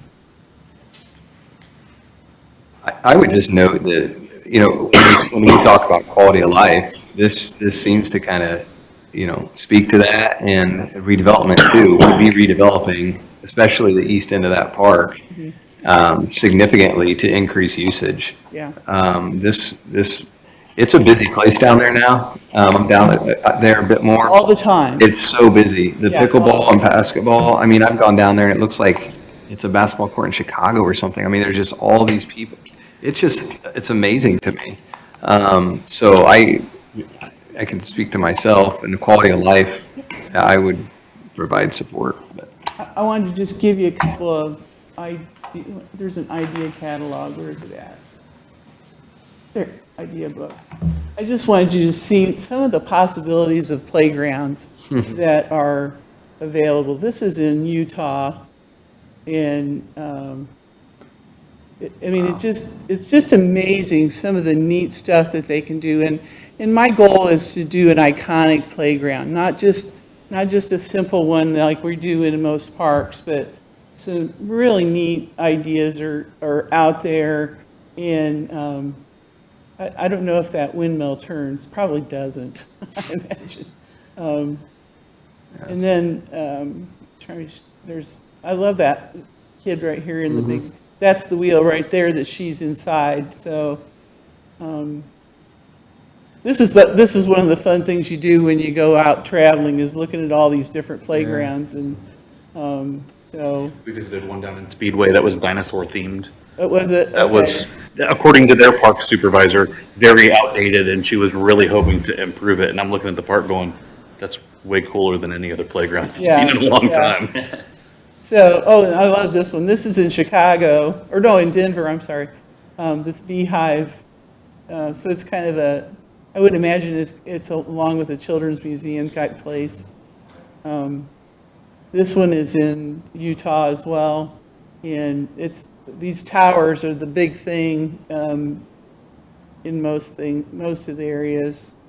The one cool thing about this company is they have found that if they put in netting, like not like this, but that netting like this, that handicapped children or children that don't have the use of their legs can pull themselves through all of these different things. And it's really a fun experience for them to do that stuff. So I think that's Braille. I'll bet you that's what that is right there on the right. I just wanted you to see, this one's cool too. I like this Day of the Dead kind of atmosphere. It's kind of artistic. Yeah, I love this. That's what they made out of these doodads here. This stepping stone type things.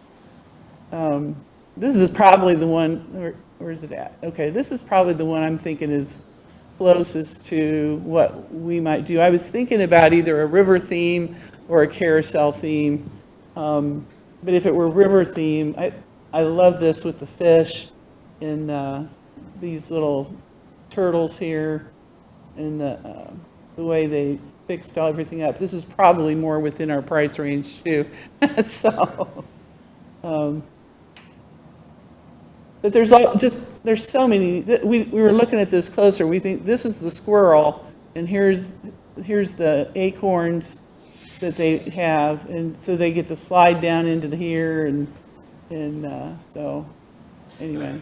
So expensive. I helped Equipment is a expensive. town get just a merry-go-round that was an ADA accessible merry-go-round, and it was like $80,000 just for the merry-go-round. Yeah, one of these playgrounds is not going to be. Yeah. I mean, we're paying just an equipment cost for the one we're putting in at Spencer. It's about $130,000 for a 2 to 5 and a 5 to 12-year-old playground, and it's a simple playground. It's not anything elaborate or anything. So it's not going to be cheap, and I'm going to be looking at other places to get funding. Through the community foundation, possibly, and other sources. I think there's some other people out there that might be able to help us, and we'll see how that goes. But I just wanted you to see that we can have a really neat, super cool playground for our community and for our visitors. I know that the Vibrant Event Center is already bringing lots of visitors in. The basketball courts bring in lots of visitors because there's usually 3 to 4 different tournaments that the Hispanic groups are bringing in. And so I just, I just think it's going to be a great facility. So I also want to remind you that Riverside Park is in the TIF district, correct? So I guess, I don't know how that plays into it, but it is in the TIF district, so. Yeah, what was the name of the grant that you're applying for? Land and Water Conservation Fund. Okay. And it's been around since the 60s. The DNR calls it their best kept secret money. They do? I don't know what's secret about it.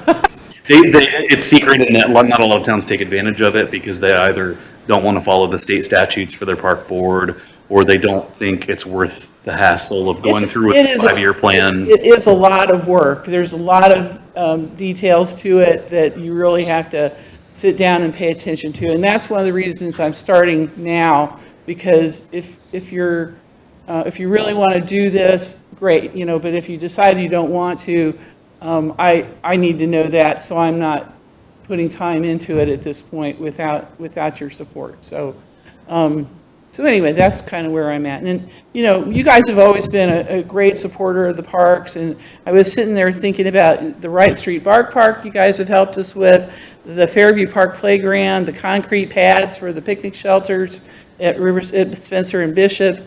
We're getting ready to do the splash pad downtown that you helped us with. You paid for all of that, didn't you? Yeah. And then the driving range, of course, at the golf course. So, and by the way, we did get a $200,000 grant to actually build it.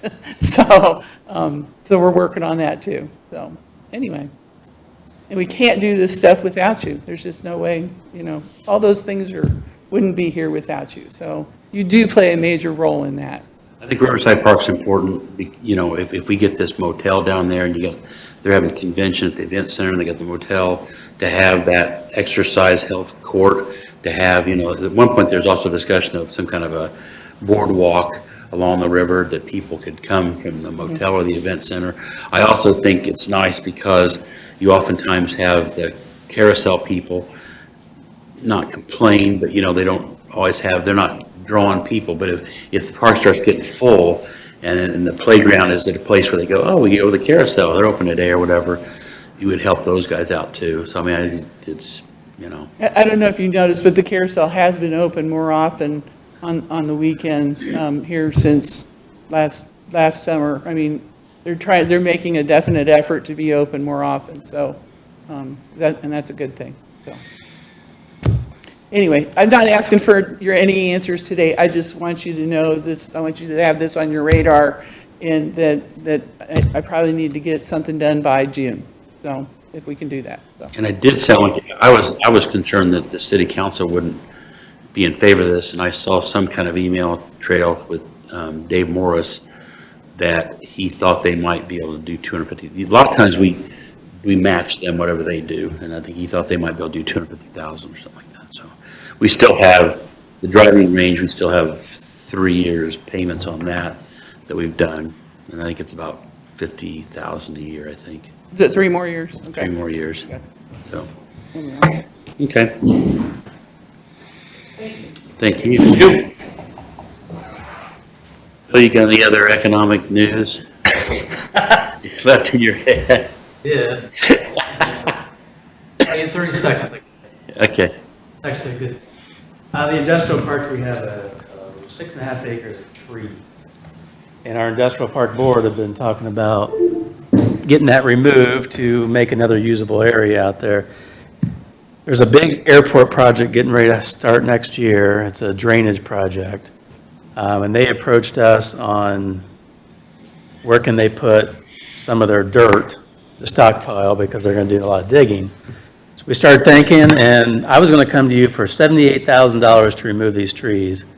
We worked out a deal with this BF&S Engineering that they will reimburse you for that expense if I can get you to approve it, if they can lay down their soil in that area. That'll actually raise our site 2 feet, which we need anyway. So it's a win-win. So next month, I'm working on a BF&S Engineering agreement that says they will reimburse you. I'm going to come back and ask for $78,000 next month, but you will be getting it back in February of next year. So all that to say, you'll be seeing a contract next month. It's a win-win for everybody. The the end of the day, it doesn't cost RDC anything. Okay. Got Popeyes. Yeah, it's coming. They're moving right along. Car wash, Ollie's. They're all coming. I'm going to give you an update on the property maintenance stuff. I think I still have authority to do some stuff with that. I am trying to, I don't have it done. I've just been a little busy with this other stuff, and doing my regular job. What I want to do differently than we did last year, I want to have like an a la carte type of a setup where you would say, I mean, we had a situation where they cut the grass 4 times in October and billed us, $1,200 each time or something like that. So I want to put together some kind of an a la carte, because we also, every time we start a property up there at Lexington Village, we're not cutting the grass anymore. So they were billing us for, because we contracted with them for the season, they were billing us for those lots that they weren't cutting all that time. So I'd like to, now, in talking to the guys that did last year, these are our employees, we like to know that we got money to pay them, and, I get that. I don't do well when it rains or snows either in my business. So, it's just a case where I think we have 3 interested parties that I think we can, that one of them or some of them would offer to do something different. I would like to also, I've talked some with the Parks Department. There's a guy named Kevin Price that is their manager of all the stuff they do, cutting grass and like that. I'd like to have it something where he could trigger it to say we would hire him or do the Parks Department, or we would help with some of their projects, and maybe, I don't know. But somehow have him, when he's driving around, say, yep, it's time to cut Lexington. Yep, it's time. Because the other thing you have is all of a sudden Race Street, that comes into play. The weeds start growing, and we were killing weeds someplace down that area last year. Does that need to keep happening?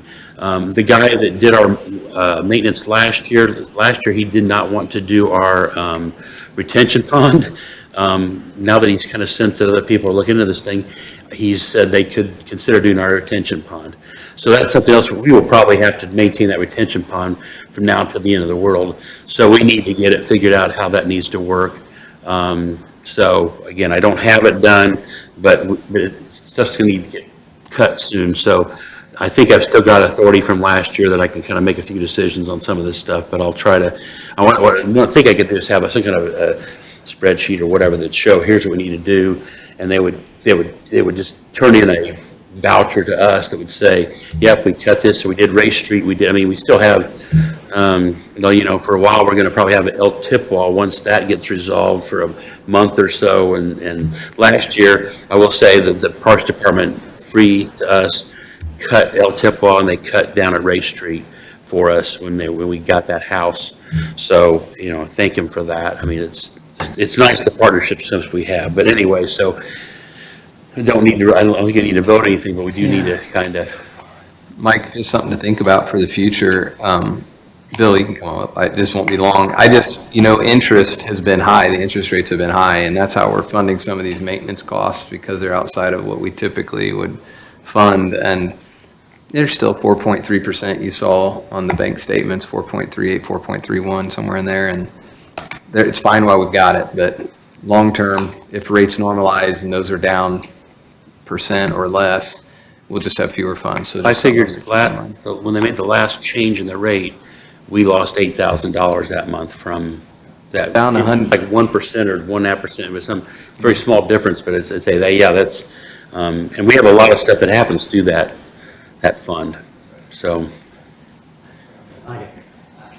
This is a quick update on the property, the East Gate that meanders where Braves is. Council will be voting on that May 5th, I believe. I sent an email, I asked you guys in the last meeting of what were your thoughts, because now you would have to vote in May to accept it. The thoughts were that if the city could provide a phase 1 and maybe 6 months of the utility expense. Right. I think those were the factors. I've seen on some feeds about I'm looking to hurt Braves on this parking situation. That's not the case. Now that we know that the city owns it, I just think there needs to be more of an agreement with them, because you have insurance issues, you have, if somebody gets hurt.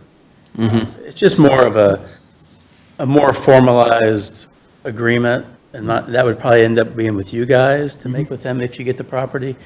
I just want to make people to be aware that you technically own that area. So I'm not looking to once we take parking ownership. because it would cripple Braves. Right. It's just more of a fact that we need to be knowledgeable about. So, Bill, just looking at Jan's proposals, is that anything we should share with the hotel? Just, it's years off potentially, but as you're building a it's case, progressive, yeah, if Jan can send that. maybe Jan, if you don't mind, send that, just the renderings that you had on the park development there, we could provide that to the hotel to show them, this is not even approved yet, but it's something we're working towards, and one more thing to add. Okay. Yeah, Great. that'd be great. Great. And I'll make sure it's not a done deal. They know it's potential. Yeah.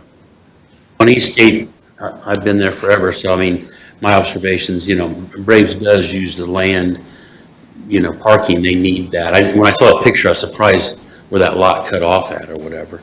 At the same time, that building has needed a new roof forever, and it's probably $800,000 or more. Not Braves. I'm sorry, the old Ivy Tech building or whatever. When I saw that Popeyes paid $425,000 for the land that they're at, another thought is, you could always tear it down. I think Bill's even looking at the price to do that.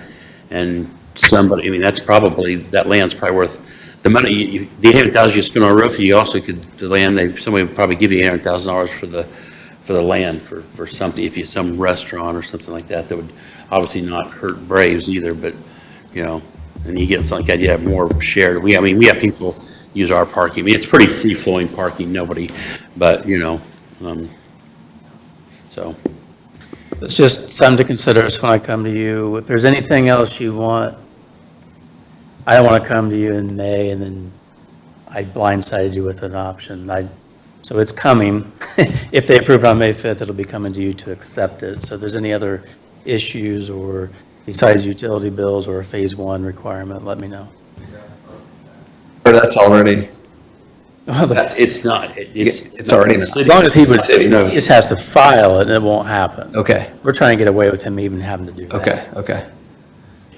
We try, with Aaron, we've been talking about trying to, whenever we get a property, do the paperwork right then and there. It seems we have so much you got phase 1, you're doing this stuff and you forget about this whole tax thing, but I think it should not be that.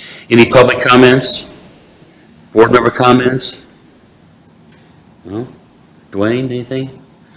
All right, this meeting's adjourned. Thanks, guys.